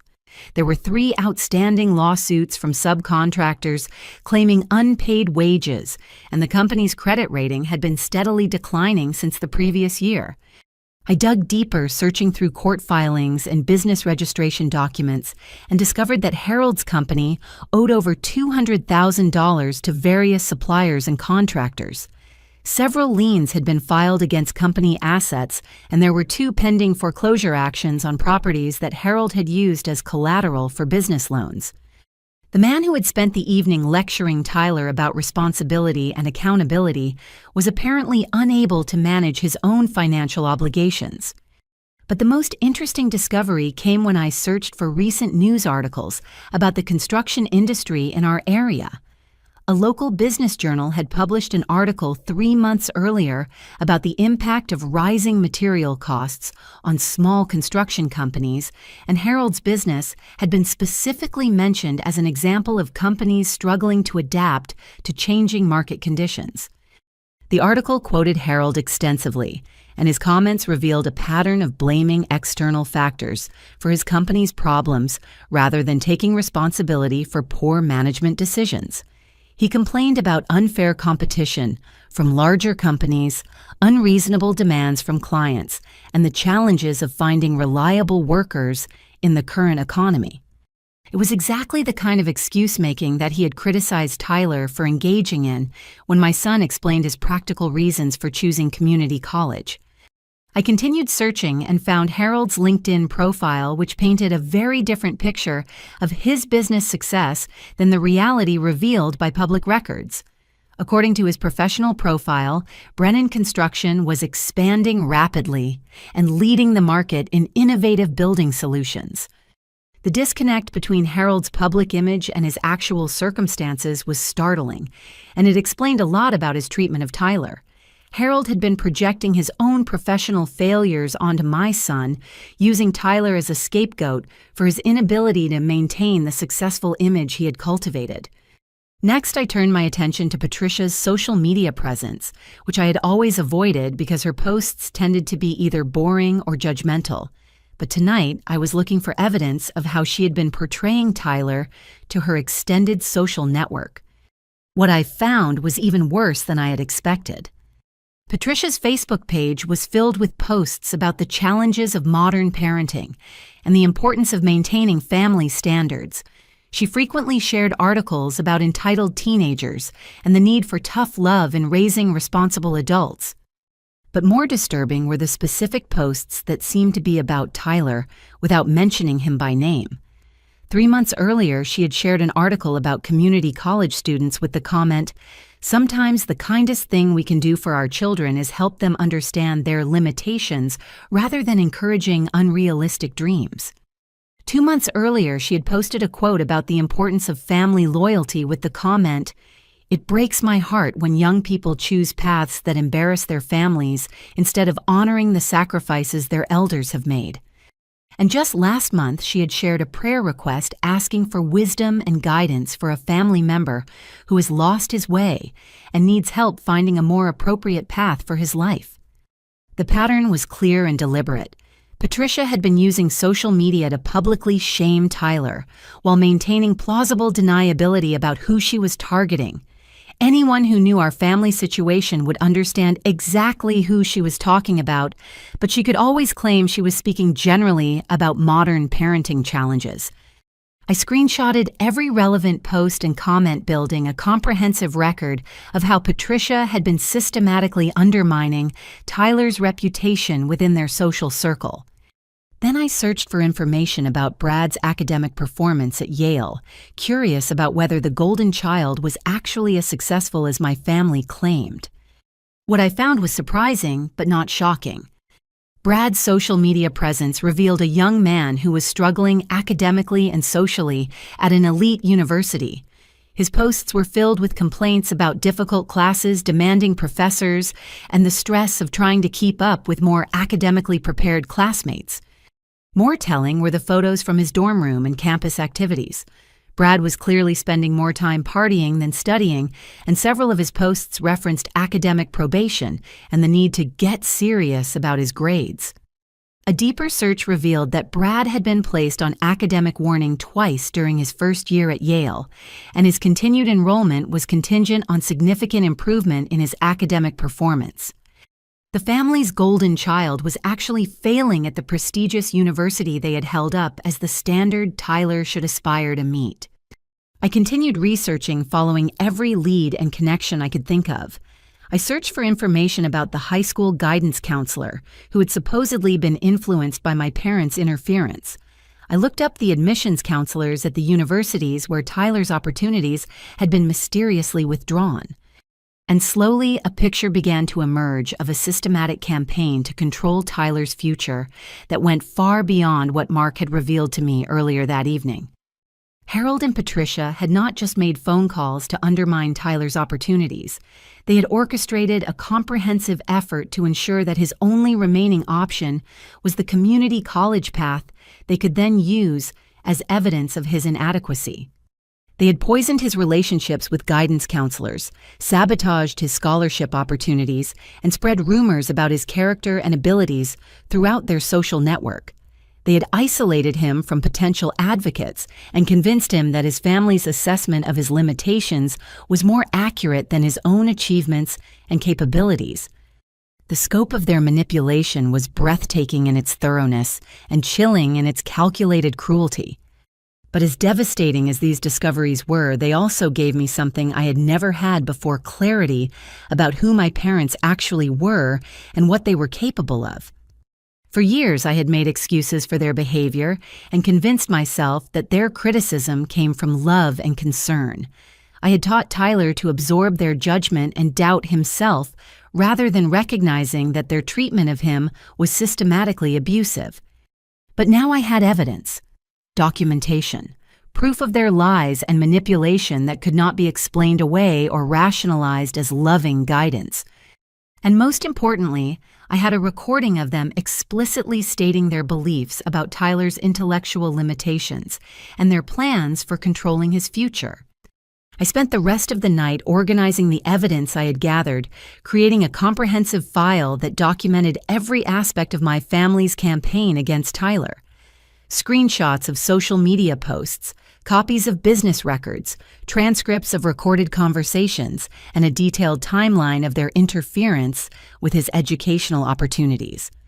When the sun began to rise on Christmas morning, I had everything I needed to protect Tyler from ever being manipulated by them again. But protection was no longer enough. I wanted justice. I wanted consequences. I wanted my family to face the same kind of public humiliation and professional damage they had inflicted on my son. And I was beginning to formulate a plan that would give me exactly that. Tyler emerged from his room around 10 in the morning, looking exhausted but more clear-eyed than he had the night before. He found me still sitting at the kitchen table, surrounded by printed documents and open laptops. "Mom, what are you doing?" he asked, pouring himself a cup of coffee and settling into the chair across from me. "Research," I replied simply. "I've been learning some very interesting things about your grandparents and their business dealings." Tyler looked at the scattered papers with growing concern. "What kind of research?" I turned my laptop screen toward him, showing him Harold's business debt and Patricia's social media campaign. "The kind that proves everything they told you about success and responsibility was complete hypocrisy," I said firmly. Tyler stared at the evidence in stunned silence, his coffee growing cold as he processed the scope of his grandparents' deception. "What does this mean?" he asked finally. I looked at my son, who was brilliant and hard-working and deserved so much better than the family that had spent 2 years trying to destroy his dreams. "It means," I said quietly, "that we're going to make sure everyone knows exactly who they really are." Over the next 3 days, I threw myself into planning with the kind of methodical precision that my parents would have appreciated if it had been directed towards something they approved of.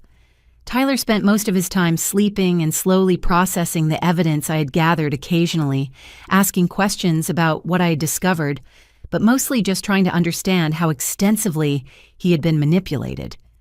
"I keep thinking about all the times I doubted myself," he told me on December 27th as we sat in our living room surrounded by files and printouts.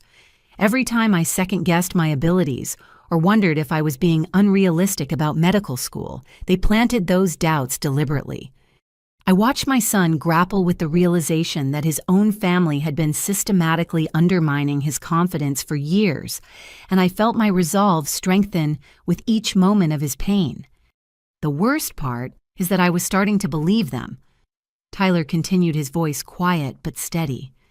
If we hadn't left when we did, I think I would have signed that agreement and enrolled in trade school just to make them happy. The idea that Tyler had come so close to abandoning his dreams for their approval made my chest tight with rage. But it also clarified exactly what I needed to do to prevent them from ever having that kind of power over him again. I'd been researching my family's social and professional networks, mapping out the relationships and reputations they had spent decades building. Harold's construction business depended heavily on referrals from the country club and church communities, where he and Patricia were prominent members. Patricia's sense of identity was deeply tied to her standing in various social organizations and volunteer groups. They had weaponized their social connections against Tyler, spreading rumors and undermining his opportunities through their network of relationships. Now I was going to use those same networks against them. The annual New Year's Eve party at the country club was just 4 days away, and it would be the perfect opportunity to execute my plan. Every important person in my parents' social and professional circle would be there, including many of the people who had been fed lies about Tyler over the past 2 years. But first, I needed to gather additional evidence and build strategic alliances with family members who might be willing to support the truth once they understood what had really been happening. I started with Tyler's high school guidance counselor, Mrs. Rodriguez, who had always been one of his strongest advocates. I called her on December 28th and explained that I was trying to understand why Tyler's college opportunities had suddenly disappeared the previous spring. "I've been wondering about that myself," Mrs. Rodriguez admitted when I asked about any unusual contacts from family members. "Your parents called me several times last year with concerns about Tyler's college plans." "What kind of concerns?" I asked, though I suspected I already knew. "They said they were worried that I was encouraging him to aim too high academically," she explained. "They suggested that Tyler might have learning disabilities that hadn't been properly diagnosed and that his grades might not reflect his true capabilities." The systematic nature of their manipulation was becoming even clearer. They had not just undermined Tyler directly, they had convinced his advocates that supporting his dreams was actually harmful to him. They also suggested that Tyler might be misrepresenting his volunteer work and extracurricular activities. Mrs. Rodriguez continued, "They asked me to verify his claims about tutoring other students and working at the animal shelter." I felt my anger building as I realized that Harold and Patricia had tried to paint Tyler as a liar and fraud to the one person at school who'd been consistently supporting his goals. "What was your impression of Tyler's honesty about his activities?" I asked. "Tyler was one of the most honest and hardworking students I've ever worked with," Mrs. Rodriguez replied immediately. "His volunteer work was well documented, and several teachers specifically mentioned how helpful he was as a tutor. I found your parents' concerns very strange." "Strange how?" "They seem more interested in discouraging Tyler than in getting help for any real problems," she explained. "When I suggested having Tyler evaluated by the school psychologist to rule out learning disabilities, they declined. When I offered to connect them with resources for students with special needs, they said that wouldn't be necessary." The picture was becoming crystal clear. Harold and Patricia had not been genuinely concerned about Tyler's well-being. They had been trying to manipulate his support system into limiting his opportunities. "Mrs. Rodriguez, would you be willing to document your interactions with my parents?" I asked. "I'm gathering information about some family issues, and your perspective would be very valuable." "Of course," she replied immediately. "Tyler deserved much better support than what he received, and I'd be happy to help in any way I can." Next, I contacted the admissions counselors at State University and Regional University to understand exactly what had happened with Tyler's scholarship offers. Getting information from university officials was more challenging, but I eventually reached someone willing to discuss the irregularities that had led to Tyler's opportunities being withdrawn. We received several calls from family members expressing concerns about the student's character and academic integrity. The admissions counselor explained carefully. While we don't typically adjust offers based on third-party reports, the specific nature of the allegations required us to conduct additional review. "What kind of allegations?" I asked, though my stomach was already churning. Claims that the student had misrepresented his volunteer work, that his grades were the result of grade inflation rather than real achievement, and that his family had concerns about his emotional stability and decision-making abilities. The cruelty of using Tyler's emotional well-being against him was breathtaking, especially since any emotional struggles he might have had were directly caused by their systematic abuse. When we tried to follow up with the student's guidance counselor and teachers for verification, the counselor continued, "We encountered some conflicting information that made us concerned about the accuracy of the original application materials." I realized that Harold and Patricia had probably contacted Tyler's teachers after speaking with Mrs. Rodriguez, spreading their poison throughout his entire support network at school. Would it be possible to review Tyler's file and see if the original concerns were justified? I asked. "Given what we know now, I suspect they were not," the counselor admitted. "If the student is interested in reapplying, I would encourage him to do so. His original credentials were actually quite impressive." By December 29th, I had gathered testimonies from 6 different people who had been contacted by my parents with concerns about Tyler. Teachers, counselors, university officials, and even the supervisor at the animal shelter where Tyler volunteered had all received calls questioning his character abilities or honesty. The pattern was consistent and damning. Harold and Patricia had conducted a systematic campaign to destroy Tyler's opportunities while maintaining plausible deniability about their motivations. But I still needed allies within the family itself, people who could corroborate Tyler's experiences and validate the evidence I had gathered. I decided to start with my cousin Diana, Harold's niece, who had always seemed genuinely fond of Tyler and had often expressed pride in his academic achievements. Diana lived 3 hours away and rarely attended family gatherings, which meant she had been insulated from the worst of Harold and Patricia's manipulation. When I called her and explained what had been happening, her reaction was immediate and outraged. "Katie, I had no idea," she said, her voice filled with shock and anger. "I've been sending Tyler money for his birthday and Christmas every year, and I never heard anything back from him. Your mother told me he was too embarrassed about his college situation to accept gifts from family members." The revelation that my parents had been intercepting Diana's gifts to Tyler was like a punch to the stomach. "What do you mean, intercepting?" I asked, though I was afraid to hear the answer. "I've been sending checks to your parents' house every year with notes for Tyler," Diana explained. "Your mother always calls to thank me and says Tyler is grateful, but too ashamed to respond personally because of his academic struggles." I felt sick as I realized that Tyler had been deprived of not just financial support, but also the knowledge that extended family members cared about him and believed in his potential. "Diana, Tyler never received any of those gifts," I said quietly, "and he doesn't know that you've been trying to support him." The silence on the other end of the phone stretched for several seconds before Diana spoke again, her voice tight with fury. "How much money are we talking about?" she asked. I asked her to estimate what she had sent over the past 3 years, and the total came to nearly $2,000.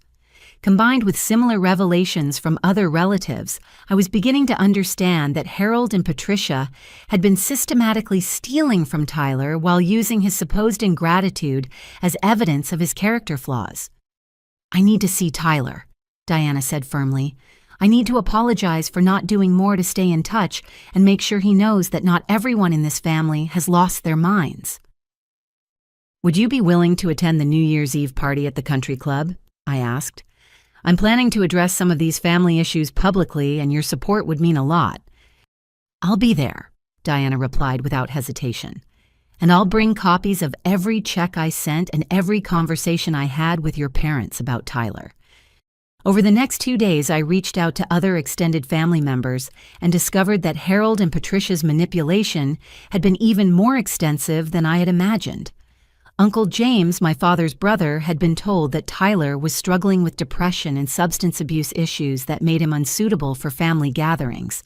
Aunt Sharon had been informed that Tyler had been involved in some kind of academic dishonesty scandal that the family was trying to handle quietly. Each relative I spoke with had been fed different lies designed to isolate Tyler and justify his exclusion from family events. But each of them also expressed genuine shock and anger when they learned the truth about what had been happening.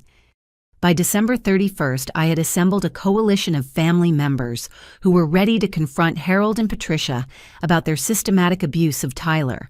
I had documentation of their lies, evidence of their financial theft, and recordings of their own words condemning Tyler for limitations he did not actually possess. Most importantly, I had a plan that would expose their cruelty and manipulation to the entire social network they had spent decades cultivating. The New Year's Eve party would bring together over 200 people from the community, including business associates, church members, country club friends, and extended family. It was the perfect venue for Harold and Patricia to experience the same kind of public humiliation they had inflicted on Tyler. "Are you sure about this, Mom?" Tyler asked on the morning of December 31st as I made final preparations for the evening's confrontation. "It feels like we're sinking to their level." I looked at my son, who was still so kind and forgiving, despite everything he had endured, and felt a moment of doubt about the scope of what I was planning. But then I thought about the 2 years of systematic abuse, the intercepted gifts, the sabotaged opportunities, and the deliberate campaign to destroy his confidence and future. "Tyler," I said gently, "sometimes protecting the people we love requires us to stop being nice to the people who are hurting them." He nodded slowly, understanding that this was about more than just our family dynamics. "Besides," I added with a smile that probably looked more predatory than reassuring, "I'm not sinking to their level.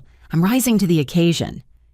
Tonight, Harold and Patricia were going to learn that their grandson had inherited more than just his mother's protective instincts. He had also inherited her capacity for strategic thinking and long-term planning. And they were about to discover exactly what happened when someone systematically underestimated both of us. The morning of New Year's Eve dawned clear and cold with the kind of crisp winter light that made everything look sharp and precise. I woke up feeling more focused and determined than I had in years, as if all the doubt and confusion that had plagued our family relationships had finally crystallized into perfect clarity. Tyler was already awake when I came downstairs, sitting at the kitchen table with his laptop open and several folders of evidence spread around him. He looked up when he heard me enter, and I saw something in his eyes that I had not seen since before Christmas Eve confidence. "I've been reading through everything you gathered," he said, gesturing at the documents. "I want to understand exactly what they did and how they did it." I poured myself coffee and sat across from him, watching as he methodically reviewed the evidence of his grandparents' systematic manipulation. "The thing that gets me the most is how calculated it all was." He continued, holding up a printed email exchange between Harold and one of Tyler's teachers. "They didn't just disapprove of my choices, they actively worked to eliminate my options so that disapproval would be the only rational response." The maturity and analytical clarity in Tyler's voice reminded me forcefully of why Harold and Patricia's assessment of his intellectual limitations was so absurd.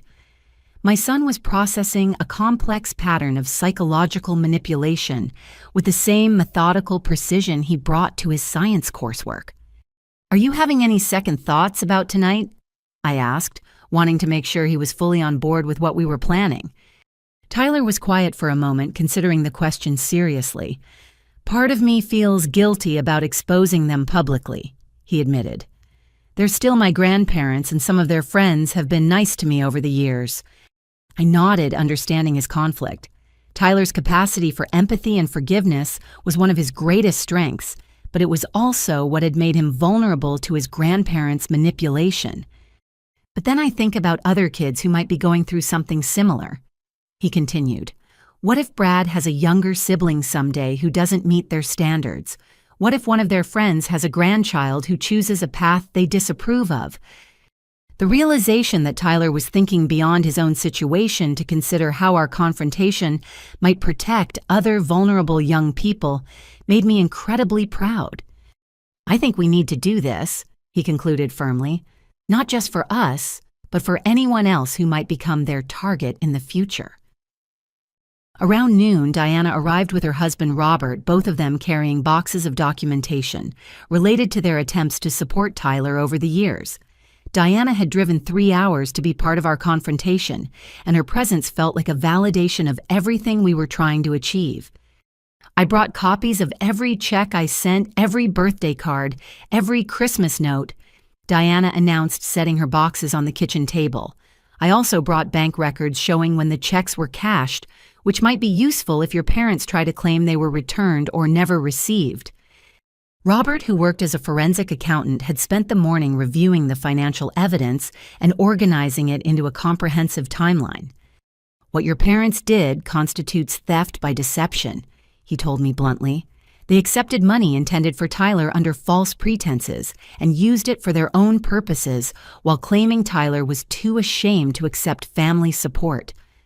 The clinical assessment of my parents' behavior as criminal rather than merely inappropriate was somehow both shocking and reassuring. The pattern of intercepted gifts and forged responses also suggests mail fraud. Robert continued consulting his notes. If they were signing Tyler's name to thank you cards or declining gifts on his behalf, that's a federal crime. I had not been thinking in terms of criminal charges, but Robert's analysis made it clear that Harold and Patricia's manipulation had crossed legal boundaries as well as ethical ones. Uncle James arrived in the early afternoon with his wife Carol, both of them visibly angry about the lies they had been told regarding Tyler's supposed substance abuse issues. "I've been worried sick about that boy for months," James said, embracing Tyler with obvious relief. "Your grandmother told me you were struggling with alcohol and that the family was trying to get you into treatment without making it public." Tyler looked stunned by this revelation. "Uncle James, I've never even tried alcohol. I'm too busy with work and school to party." "That's exactly what I would expect from you," James replied firmly, "which is why I should have questioned the story instead of just accepting it. I'm sorry I didn't reach out to check on you directly." Carol produced her phone and showed us a series of text messages from Patricia over the past 6 months, each one providing updates on Tyler's supposed recovery progress and asking for prayers for a young man who was fighting his demons. "She made it sound like you were in and out of rehab," Carol explained, her voice tight with anger. "She said the family was trying to support you through a difficult time while maintaining your privacy." The systematic nature of Patricia's lies was becoming even more clear. She'd not just told one story to discredit Tyler. She had crafted different narratives for different audiences, each one designed to justify his exclusion, while positioning herself as a concerned grandmother. Aunt Sharon arrived next, bringing with her a folder full of printed conversations from my parents' church prayer group. Patricia had been using their weekly prayer requests to spread rumors about Tyler's supposed academic dishonesty and emotional instability.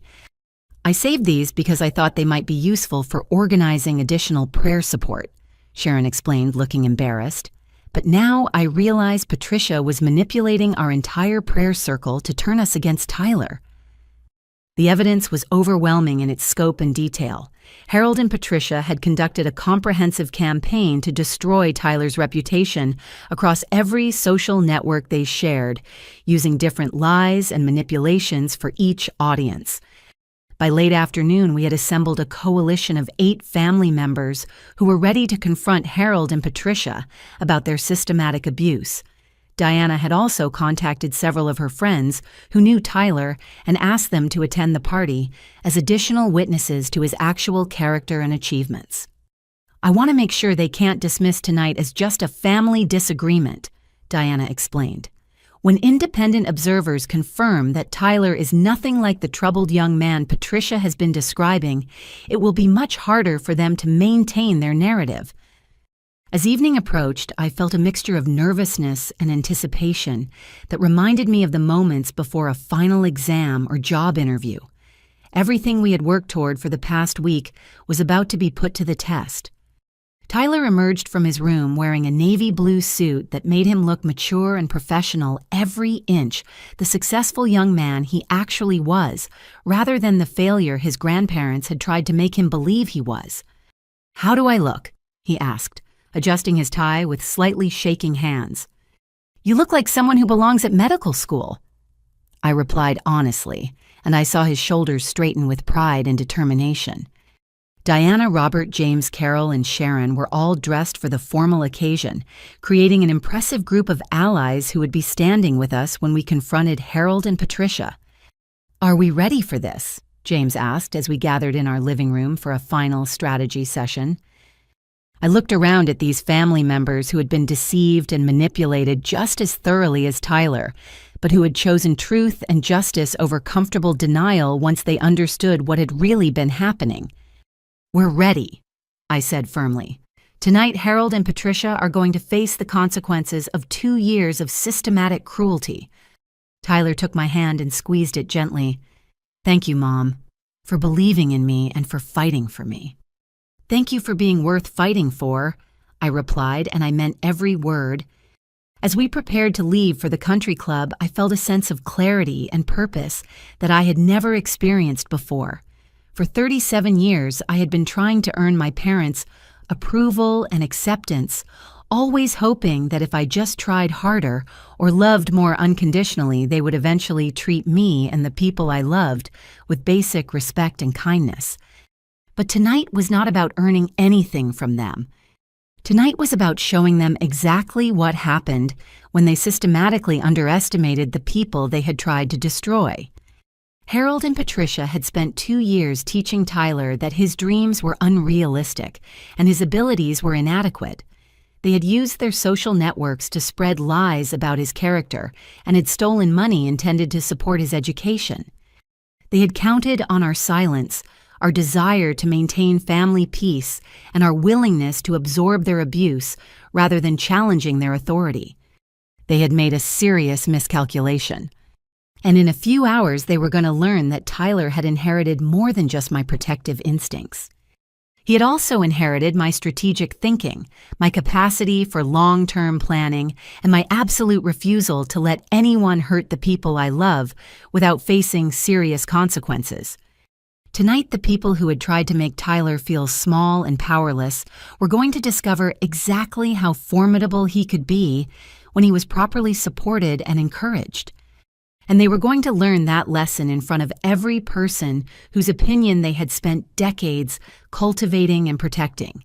The country club's ballroom was decorated with gold and silver streamers, elegant floral arrangements, and twinkling lights that created an atmosphere of celebration and prosperity. 200 of the community's most prominent citizens mingled with champagne glasses and confident smiles their formal attire and animated conversations, creating the perfect backdrop for the kind of social event my parents had always used to showcase their success and respectability. Harold stood near the bar holding court with several business associates, his booming voice carrying across the room as he discussed recent construction projects and upcoming development opportunities. Patricia moved gracefully through the crowd in her silver evening gown, greeting church friends and charity organization colleagues with the practiced charm she had perfected over decades of social climbing. They looked completely at ease in their element, surrounded by people who respected their opinions and valued their friendship. It was exactly the kind of setting where they felt most powerful and confident, which made it the perfect place to destroy them. Tyler and I entered the ballroom with our coalition of family allies, and I watched Harold's face change when he saw us approaching. His initial surprise quickly shifted to irritation as he realized we were not there to apologize or seek reconciliation. "Katie, Tyler," he said with forced pleasantness, clearly aware that his business associates were watching the interaction with interest. "I didn't expect to see you here tonight." "We wouldn't miss it," I replied with a smile that probably looked more predatory than friendly. "Tyler has something he'd like to share with the family. Patricia materialized beside Harold with the kind of social radar that had made her such an effective manipulator over the years. Her eyes swept over our group, taking in Diana's presence and the determined expressions on everyone's faces. "This is hardly the appropriate venue for family discussions," she said quietly, her voice carrying just enough warmth to maintain appearances while communicating clear displeasure. "Actually, I think this is the perfect venue," Diana said firmly, stepping forward to stand beside Tyler. "Given how much you've been sharing about Tyler's situation with your social network." I saw Harold's jaw tighten as he realized that Diana knew about their campaign of lies and manipulation. His eyes darted around the room, calculating how to minimize the potential damage to his reputation. "Perhaps we should move this conversation to somewhere more private," he suggested, gesturing toward one of the smaller meeting rooms adjacent to the ballroom.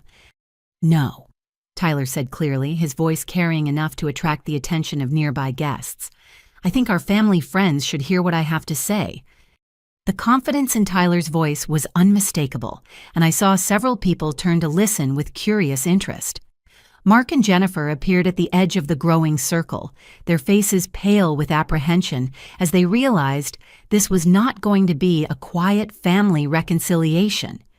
"Tyler has been working on a presentation," I announced to the expanding audience, "about academic achievement, family support, and the importance of truth in relationships."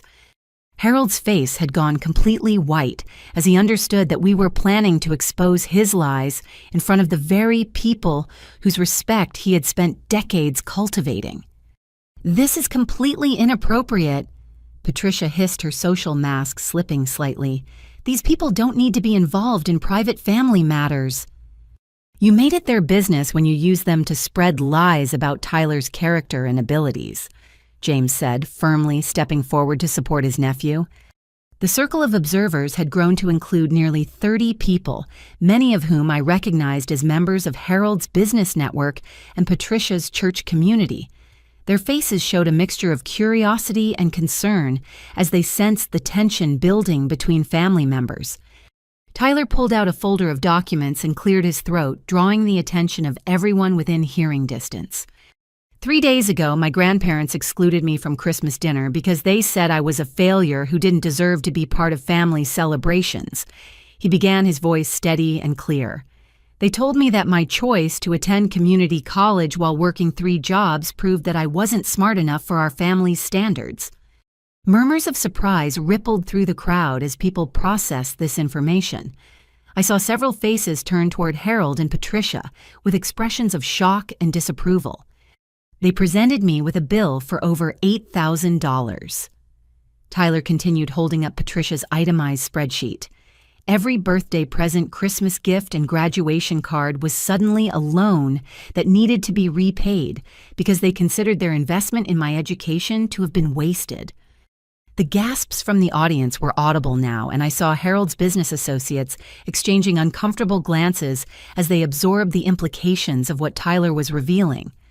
"But what I didn't know until this week," Tyler said, his voice gaining strength, "was that my grandparents had been systematically sabotaging my educational opportunities for 2 years while telling everyone in their social network that I was failing because of my own inadequacies." He opened his folder and began reading from the documentation we had gathered, his voice clear and emotionless, as he detailed each instance of Harold and Patricia's interference with his college applications, scholarship opportunities, and support systems. "They contacted my guidance counselor to suggest I had learning disabilities," Tyler read. "They called university admissions offices to claim I had misrepresented my volunteer work. They spread rumors about my character to teachers, counselors, and anyone else who might have advocated for my success." The silence in the ballroom was complete now, with nearly 50 people gathered around our group, listening to Tyler's methodical presentation of evidence. I could see Harold and Patricia calculating whether to deny the accusations or attempt damage control. They also intercepted gifts and money that family members sent to support my education. Tyler continued, nodding toward Diana, while telling those relatives that I was too ashamed of my failures to accept their help. Diana stepped forward and addressed the crowd directly. I sent Tyler over $2,000 in birthday and Christmas gifts over the past 3 years, she announced. Harold and Patricia accepted the money on his behalf and told me he was too embarrassed about his academic struggles to respond personally. Uncle James moved to stand beside Diana, his voice carrying clearly across the silent ballroom. They told me Tyler was struggling with substance abuse and needed family intervention rather than support for his educational goals. Aunt Sharon joined them, holding up printed prayer requests from Patricia's church group. They used our weekly prayer circle to spread lies about Tyler's supposed emotional problems and academic dishonesty. The systematic exposure of Harold and Patricia's manipulation was having exactly the effect I had hoped for. I could see shock and disgust replacing curiosity on the faces of their friends and business associates. But here's what they didn't want anyone to know about Tyler's actual achievements, I said, stepping forward with my own folder of documentation. I began reading from Tyler's transcripts his perfect GPA, while working 60 hours per week, his acceptance letters to multiple universities, with scholarship offers, his volunteer work at the animal shelter, and his tutoring of struggling classmates. Tyler graduated valedictorian of a class of 400 students, I announced to the shocked crowd. He scored in the 98th percentile on his SAT. He's been accepted to multiple medical school prerequisite programs and has been working 3 jobs to support his education without burdening his family financially. The contrast between Tyler's actual achievements and the narrative Harold and Patricia had been spreading was so stark that several people were shaking their heads in disbelief. Tyler chose community college not because he couldn't get into prestigious universities, but because he researched the most financially responsible path to medical school. I continued. He wanted to graduate debt-free so he could focus on helping patients rather than paying back loans. Mrs. Chen from my parents' country club stepped forward, her face flushed with embarrassment. Patricia, you told me Tyler had failed his college entrance exams. You said he was considering trade school because academics were too challenging for him. More voices joined in as people began sharing the lies they had been told about Tyler's supposed failures and limitations. You told our church group he was in counseling for emotional problems, added Mrs. Patterson from Patricia's prayer circle. You said he had been caught cheating at school, contributed Mr. Davis, one of Harold's business associates. The accumulation of contradictory lies was creating exactly the effect we had hoped for. Harold and Patricia's credibility was crumbling in real time as their own social network began to understand how extensively they had been manipulated. Tyler stepped forward again, his voice now carrying the quiet confidence of someone who knew he was speaking truth to a receptive audience. I want everyone here to understand that I'm not sharing this information to embarrass my grandparents or to seek sympathy, he said clearly. I'm sharing it because I believe family members should support each other's dreams and celebrate each other's achievements. He paused, looking directly at Harold and Patricia for the first time since beginning his presentation. I also want you to know that despite everything they did to try to destroy my confidence and limit my opportunities, I am still planning to become a doctor, Tyler announced with quiet determination. I will graduate from medical school, and I will spend my career helping people who are suffering. The applause that erupted from the crowd was spontaneous and sustained, with people turning to shake Tyler's hand and offer congratulations on his achievements and resilience.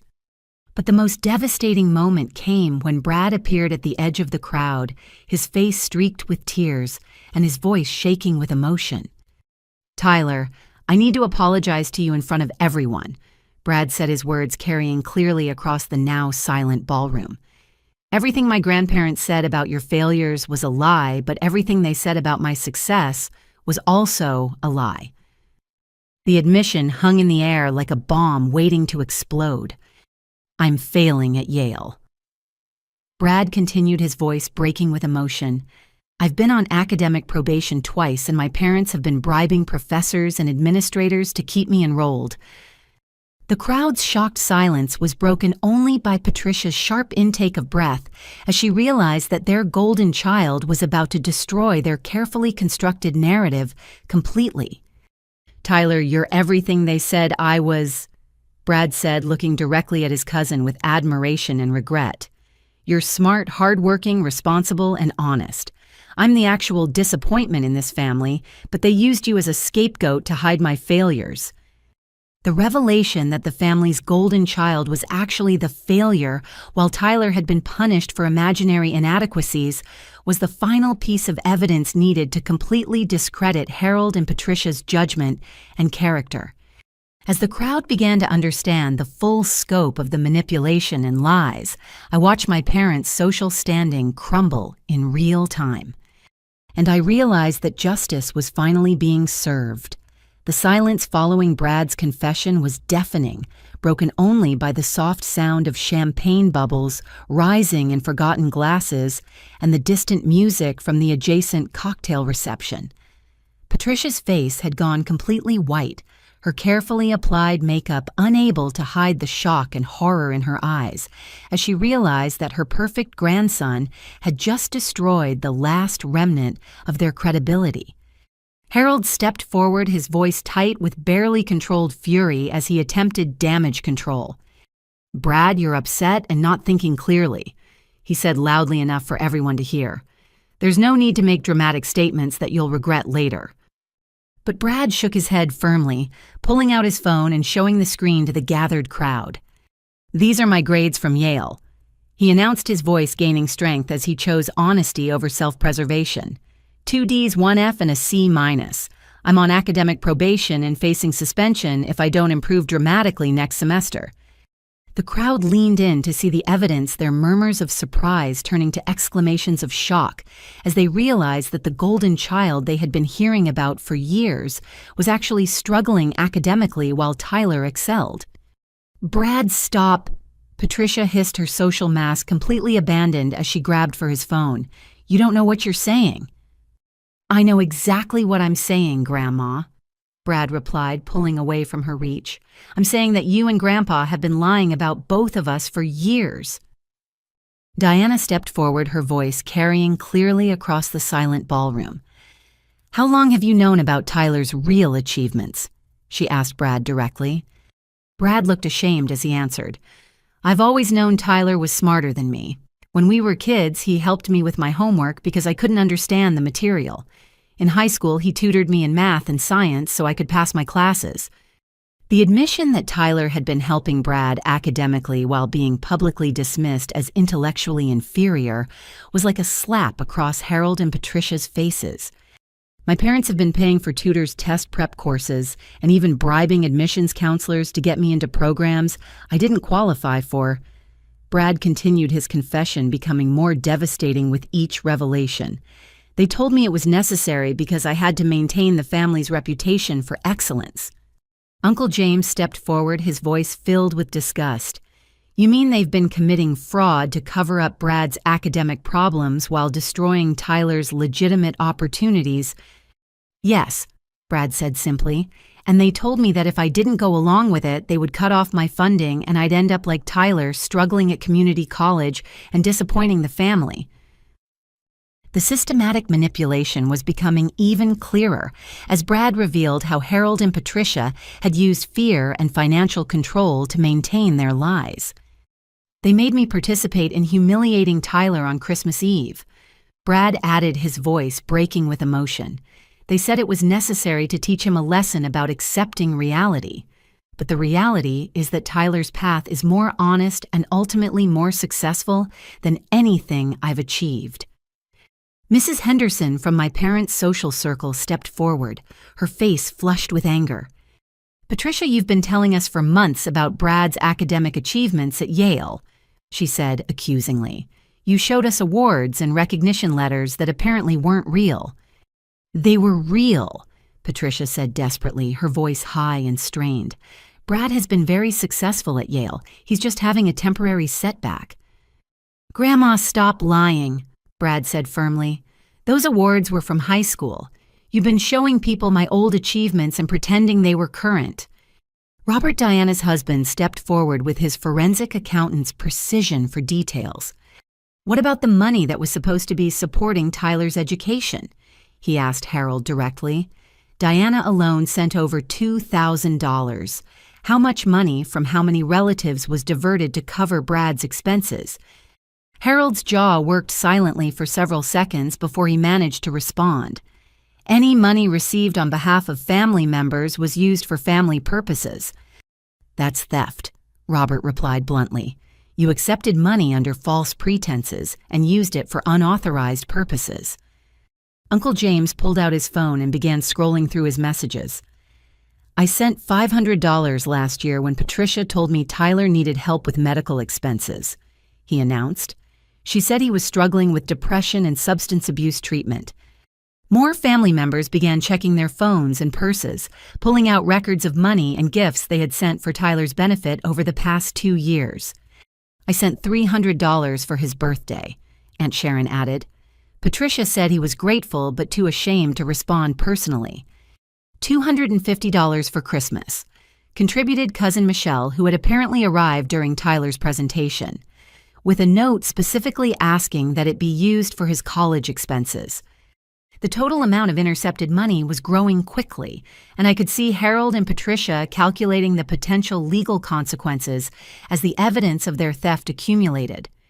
But the financial fraud was only part of their crumbling reputation. Mr. Davis, one of Harold's most important business associates, stepped forward with a grim expression. Harold, you've been using Tyler's situation as an example of poor family values in our business discussions, he said coldly.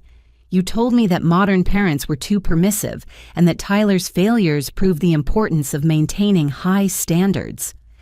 You used my grandson as a cautionary tale, James added, his voice filled with disgust, while he was actually excelling academically and working harder than most adults. Mrs. Chen from the country club shook her head in bewilderment. Patricia, you organized a prayer group specifically to ask for divine intervention in Tyler's academic problems that didn't exist. You made us complicit in your lies, added Mrs. Patterson from the church group. We've been praying for Tyler to overcome substance abuse and emotional instability while he was actually maintaining perfect grades and working multiple jobs. The systematic exposure of Harold and Patricia's manipulation was creating exactly the effect we had hoped for. Their entire social network was beginning to understand how extensively they had been used to spread lies and justify cruelty. Tyler stepped forward again, his voice calm and measured as he addressed the crowd. I want everyone to understand that my grandparents' lies didn't just hurt me, he said clearly. They hurt everyone who cared enough to send support, everyone who wasted time praying for problems that didn't exist, and everyone who was manipulated into participating in my exclusion and humiliation. The moral clarity of Tyler's statement resonated with the crowd, many of whom were beginning to look at Harold and Patricia with expressions of disgust rather than shock. They turned our family's love and concern into weapons against me, Tyler continued. They used your kindness and generosity to fund their deception while making you believe you were helping someone who was too proud or ashamed to appreciate your support. Diana stepped forward and addressed the crowd directly. How many of you sent money or gifts for Tyler that you never heard about again? Nearly a dozen hands went up representing family members and family friends who had been manipulated into unknowingly funding Harold and Patricia's lies. How many of you were told stories about Tyler's problems that never quite made sense with what you knew about his character? Diana continued. Even more hands went up as people began to recognize the inconsistencies they had noticed but dismissed. And how many of you have been repeating Harold and Patricia's stories to other people, spreading lies without realizing it? Diana asked. The forest of raised hands was the final evidence needed to demonstrate the scope of Harold and Patricia's manipulation campaign. Mr. Rodriguez, the country club's general manager, approached our group with obvious concern about the disruption to the evening's festivities. Perhaps we should move this discussion to a more private setting, he suggested diplomatically. Actually, Tyler said clearly, I think we're finished here. He turned to face Harold and Patricia directly for the first time since his presentation began. Grandpa, Harold, Grandma, Patricia, you spent 2 years trying to convince me that I wasn't good enough for this family, Tyler said quietly. Tonight you've shown everyone here that it's actually the opposite." The simple dignity of Tyler's statement was more devastating than any angry accusation could have been. "You're not good enough for me." Tyler continued, his voice filled with quiet strength. "And you're not good enough for any of the people who trusted you with their love, their money, and their good intentions." With that, Tyler turned and began walking toward the ballroom exit, followed immediately by Diana, Robert James, Carol Sharon, and a growing procession of family members who had chosen truth over comfortable denial. I paused at the edge of the crowd and looked back at Harold and Patricia, who stood frozen in the center of a circle of people who were no longer looking at them with respect and admiration. "Enjoy your reputation," I said simply, and followed my son toward the door. Behind us, I could hear the murmur of shocked conversations beginning as 200 of the community's most prominent citizens processed what they had just witnessed. Harold and Patricia had spent decades building their social standing and business relationships through careful cultivation of their image as successful, principled people with high family values. In the space of 30 minutes, Tyler had destroyed all of that work with nothing but the truth. And as we walked out into the cold January air, I realized that justice had been served more completely than I had ever dared to hope. The weeks following the New Year's Eve confrontation brought swift and comprehensive consequences for Harold and Patricia that exceeded even my most optimistic expectations for justice. By January 5th, the story of their systematic manipulation had spread throughout their social and professional networks with the kind of viral intensity that only comes from a scandal involving respected community members. Harold's construction business began hemorrhaging clients almost immediately. Mr. Davis, his most important business associate, called personally to inform him that their partnership was being terminated due to fundamental concerns about character and judgment. 3 other major clients followed suit within the week, citing loss of confidence in Harold's integrity and professionalism. The construction industry depends on trust and reputation. Mr. Davis explained when he called to give me an update on the business fallout. When someone demonstrates that level of dishonesty in their personal relationships, it raises serious questions about their professional ethics. The domino effect continued as Harold's remaining clients began requesting detailed audits of their projects and withholding payments pending review. Within 2 weeks, Brennan Construction LLC was facing a cash flow crisis that threatened immediate bankruptcy. Patricia's social destruction was equally swift and thorough. The country club board called an emergency meeting to discuss her continued membership, ultimately deciding that her conduct reflected poorly on the organization's values and standards. Her resignation was strongly encouraged and swiftly accepted. The church situation was particularly devastating for Patricia, who had built her entire social identity around her standing in the religious community. When the full scope of her prayer circle manipulation became known, the pastoral council requested a private meeting to address concerns about her misuse of sacred community practices for personal vendettas. Mrs. Patterson, who had been leading the prayer group that Patricia manipulated, called me personally to express her outrage and apologize for unknowingly participating in Tyler's emotional abuse. "We spend our time praying for people who are genuinely suffering," she told me, her voice tight with anger. To discover that Patricia was manufacturing crises and exploiting our compassion for her own twisted purposes feels like a violation of everything our faith community stands for. Patricia was quietly asked to find a new church home, ending 30 years of involvement in the organization that had been central to her social life and sense of identity. But the most satisfying consequence came from an unexpected source: the extended family's collective decision to redirect their support toward Tyler and away from Harold and Patricia entirely. Uncle James had taken the lead in organizing what he called Operation Tyler Support, reaching out to every family member who had been manipulated over the past 2 years and coordinating a comprehensive response. "We've been enablers," James told me during one of our planning calls. "We let Harold and Patricia get away with this abuse because we didn't want to rock the boat or cause family drama. but our silence made us complicit in Tyler's suffering. The family response was overwhelming and immediate. Diana increased her educational support to cover Tyler's entire medical school tuition when the time came. James offered to pay for Tyler's MCAT preparation course and medical school application fees. Aunt Sharon established a monthly stipend to help with Tyler's living expenses so he could reduce his work hours and focus more on his studies. Even relatives I barely knew emerged from the woodwork to offer support and apologize for believing Harold and Patricia's lies. Cousin Michael drove 4 hours to personally deliver a check and express his regret for not questioning the inconsistencies he had noticed in their stories about Tyler. "Your son is obviously brilliant and hardworking," Michael told me. "I should have trusted my own judgment instead of accepting Harold's assessment of his capabilities." The financial support was helpful, but the emotional validation was transformative for Tyler.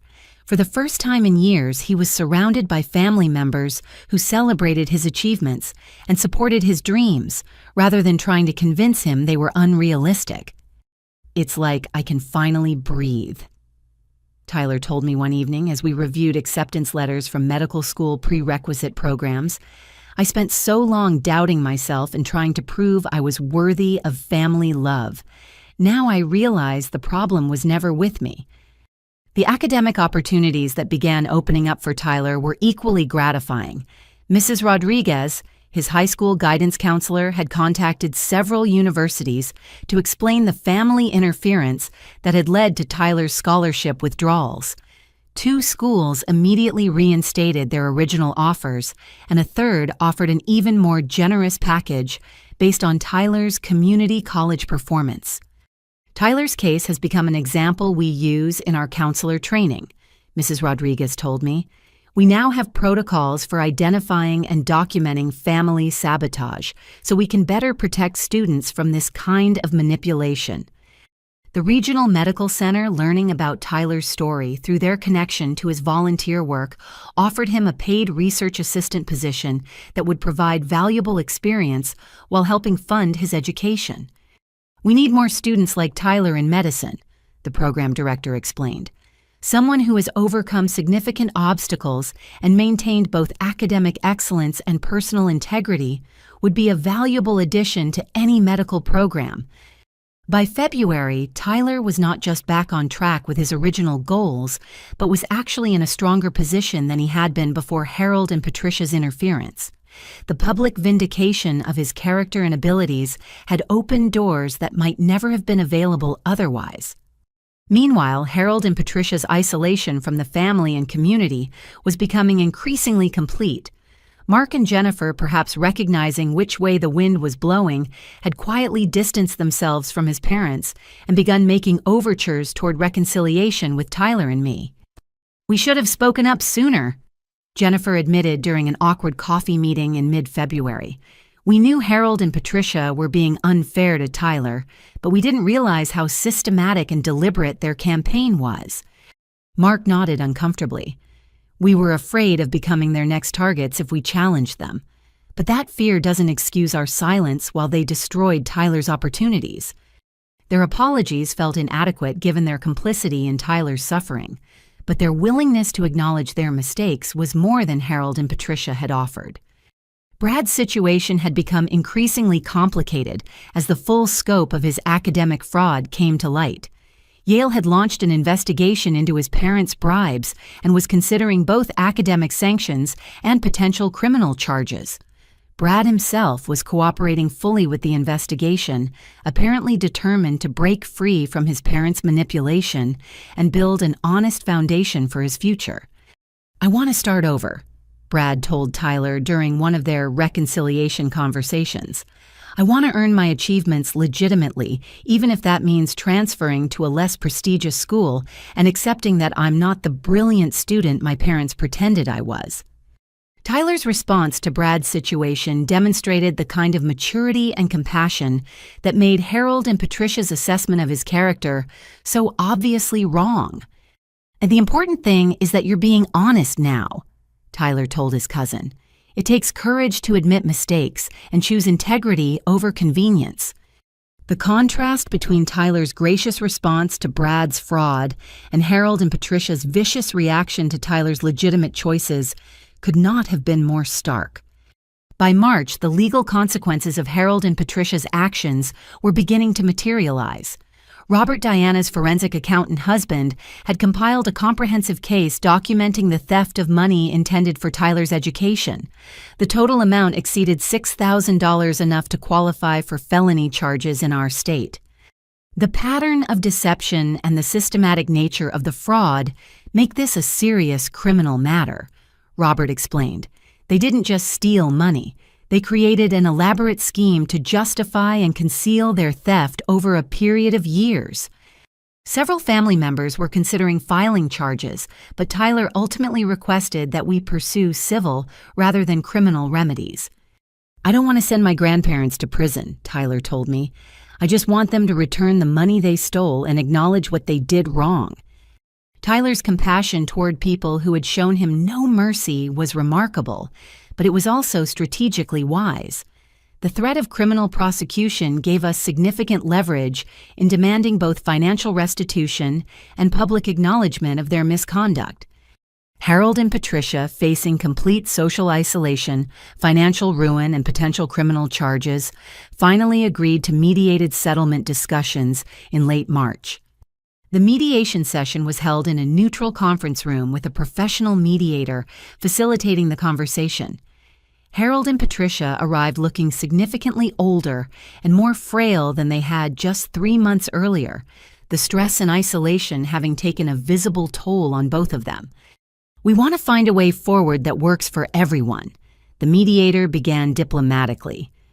But Tyler was no longer interested in finding compromises with people who had spent years systematically destroying his opportunities and confidence.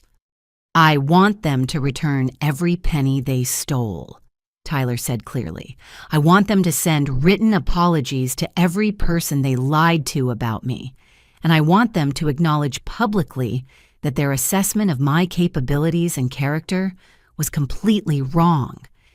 Harold started to object, but their attorney quickly advised him that Tyler's demands were reasonable, given the strength of the evidence against them. The final settlement required Harold and Patricia to pay full restitution for the intercepted gifts and stolen money, write individual apology letters to 17 different people who had been fed lies about Tyler, and publish a public statement in the local newspaper acknowledging their misconduct and correcting the false narratives they had spread. Most importantly, they were required to have no contact with Tyler for a minimum of 2 years, giving him space to heal from their abuse and build his future without their interference. "This isn't about punishment," Tyler explained to the mediator. "It's about ensuring that I can pursue my goals without fear of sabotage and that other family members can support me without being manipulated by lies." As we left the mediation session, I realized that Tyler had achieved something remarkable. He had not just survived his grandparents' systematic abuse, he had used their cruelty as motivation to build an even stronger foundation for his future. Harold and Patricia had tried to convince Tyler that he was inadequate and delusional. Instead, they had created a young man with unshakable confidence in his own worth and crystal clear understanding of the difference between genuine support and manipulative control. Their attempt to destroy him had ultimately made him stronger, wiser, and more determined than he might have been otherwise. And that, I realized, was the most perfect justice of all. 6 months after that devastating Christmas Eve confrontation, I stood in the auditorium of Tyler's community college, watching my son deliver the valedictorian speech to a graduating class of 800 students. He looked confident and mature in his cap and gown, every inch the successful young man Harold and Patricia had tried to convince him he could never become. Excellence isn't about where you start your journey. Tyler told his fellow graduates, his voice carrying clearly across the packed auditorium. It's about the integrity, determination, and compassion you bring to every step of that journey. I found myself thinking about how different this moment felt from Tyler's high school graduation, when Harold and Patricia had attended, but spent the entire ceremony making subtle comments about Tyler's modest college plans compared to Brad's prestigious university acceptance. Now Tyler was speaking to an audience that included admissions representatives from 3 medical schools, all of whom were eager to recruit him for their programs. Diana, who had become Tyler's unofficial surrogate grandmother, was sitting beside me with tears of pride streaming down her face. Uncle James and Aunt Carol occupied the row behind us, along with 6 other family members who had driven hours to celebrate Tyler's achievement.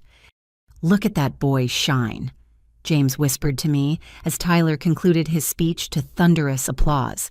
"Harold and Patricia must be eating their hearts out knowing what they threw away." The contrast between this celebration and the toxic family dynamics we had escaped was remarkable. Tyler was surrounded by people who genuinely loved and supported him, people who celebrated his success without reservation or jealousy. After the ceremony, Tyler was immediately surrounded by well-wishers and congratulatory handshakes. The regional medical center director offered him a summer internship that would provide valuable clinical experience. 2 medical school admissions counselors handed him their business cards and invited him to schedule campus visits. Mrs. Rodriguez, who had become one of Tyler's strongest advocates, pulled me aside during the reception. "I've been a guidance counselor for 15 years, she told me, "and I've never seen a student overcome such systematic family sabotage with such grace and determination. Tyler is going to make an exceptional doctor." The acknowledgement that Tyler had overcome systematic family sabotage rather than personal inadequacy felt like final validation of everything we had endured and fought against. As the celebrations wound down and we prepared to leave campus, Tyler and I took a quiet moment to reflect on how dramatically our lives had changed since Christmas Eve. "Do you ever wonder what would have happened if we hadn't fought back?" Tyler asked as we walked across the campus, where he had spent 2 years proving his academic excellence. I thought about the question seriously. If we had accepted Harold and Patricia's assessment of Tyler's limitations, if we had allowed their manipulation to continue unchallenged, Tyler might have enrolled in trade school and abandoned his medical dreams entirely. "I think you would have eventually realized your own worth and fought your way back to your goals," I told him honestly. "But it might have taken years longer and cost you opportunities that couldn't be recovered." Tyler nodded thoughtfully. "The thing that scares me most is how close I came to believing them. If you hadn't recorded that presentation and shown me the evidence of their lies, I might have convinced myself that their assessment was accurate." The systematic nature of Harold and Patricia's psychological manipulation had been so sophisticated that even Tyler's exceptional intelligence and strong character had not been enough to protect him from their influence. It had taken external validation and documented evidence to break their hold on his self-perception. "What did you learn from this experience?" I asked, genuinely curious about Tyler's perspective on the ordeal. "I learned that love should never require you to minimize yourself or abandon your dreams," Tyler replied immediately. "Real family support means celebrating each other's success, not demanding conformity to arbitrary standards." He paused, considering his words carefully before continuing. "I also learned that some people will use emotional manipulation to control others, and the only effective response is to document the truth and expose the manipulation publicly," Tyler added. "Trying to reason with manipulative people or hoping they'll change on their own is just enabling their behavior." The maturity and insight in Tyler's analysis reminded me again why Harold and Patricia's assessment of his intellectual capabilities had been so absurdly wrong. But most importantly, Tyler concluded, "I learned that my worth as a person isn't determined by other people's opinions, even if those people are family members who claim to love me." As we drove home from Tyler's graduation, I reflected on how this experience had changed both of us in fundamental ways. For 37 years, I had been trapped in patterns of seeking approval from people who used that approval as a weapon to control and manipulate me. I had taught Tyler to absorb criticism and doubt himself rather than recognizing that the criticism itself was the problem. But fighting for Tyler had taught me that protection sometimes requires confrontation, that love sometimes demands choosing difficult truths over comfortable lies, and that enabling toxic behavior is not actually kindness. "What about you, Mom?" Tyler asked, apparently following a similar line of thought. "What did you learn from all this?" I considered the question as we passed the country club where we had publicly confronted Harold and Patricia 6 months earlier. I learned that I spent decades trying to earn love from people who were incapable of giving it unconditionally, I admitted. And I learned that protecting you required me to stop prioritizing their comfort over your well-being. The realization that my parents' love had always been conditional and manipulative was painful, but ultimately liberating. I no longer felt obligated to maintain relationships that required me to sacrifice my son's happiness and success. I also learned that you don't have to accept toxic treatment just because it comes from family members, I added.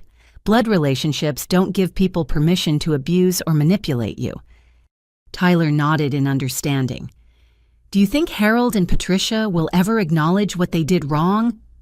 I thought about the court-mandated apology letters Harold and Patricia had been required to write, which had been technically compliant with the legal settlement, but had lacked any genuine acknowledgement of wrongdoing or remorse. "I think they'll always believe they were trying to help you by lowering your expectations," I said honestly.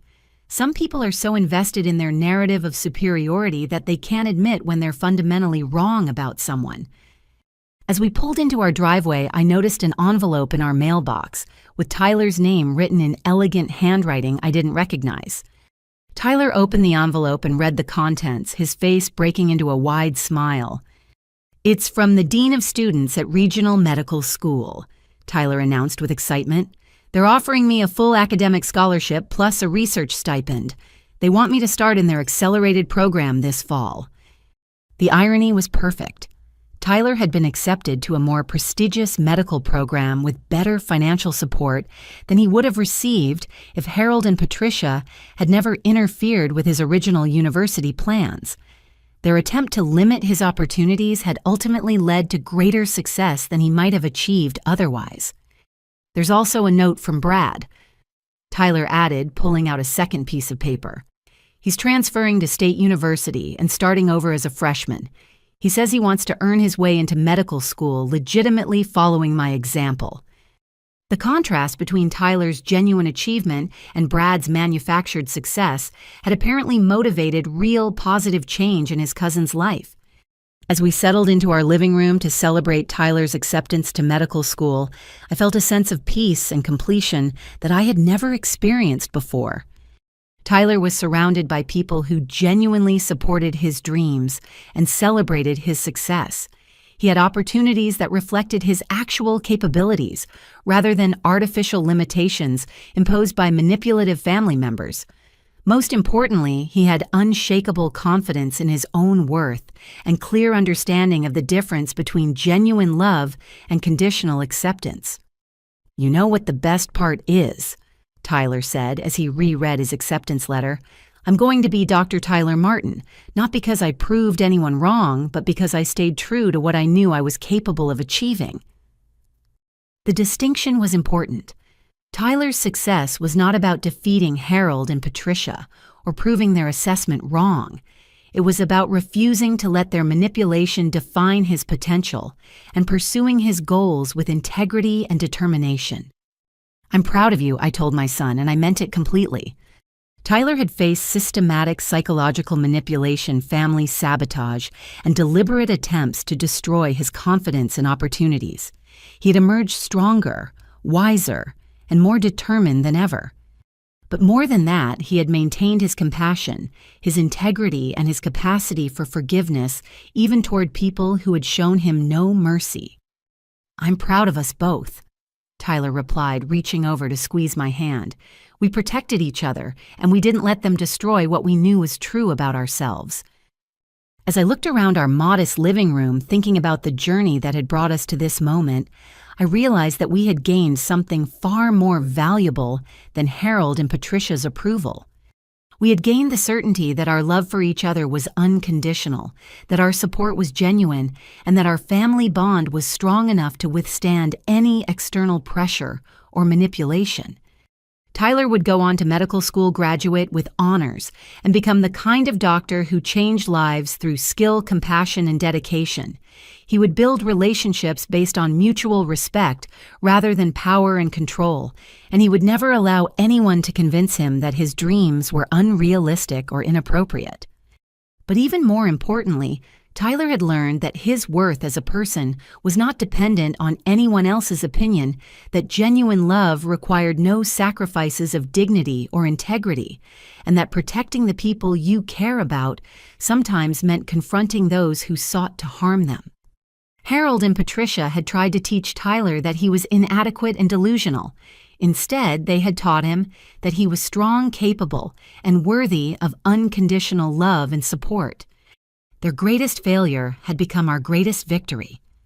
And as Tyler began planning for medical school and I began planning for the first Christmas in years, where we would be surrounded only by people who truly loved and supported us, I realized that sometimes the most valuable life lessons come from the people who teach us exactly what we don't want to become. What would you do if family members were sabotaging your dreams while claiming to love you? Have you ever had to choose between family approval and protecting someone you care about? I'd love to hear your thoughts in the comments below. Thank you so much for listening to Tyler's story and our journey from manipulation to freedom.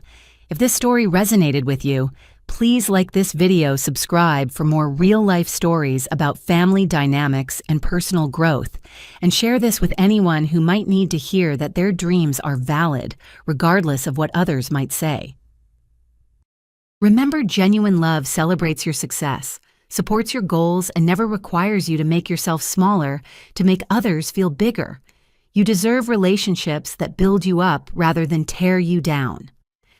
Wishing you all the courage to pursue your dreams and surround yourselves with people who truly want to see you succeed.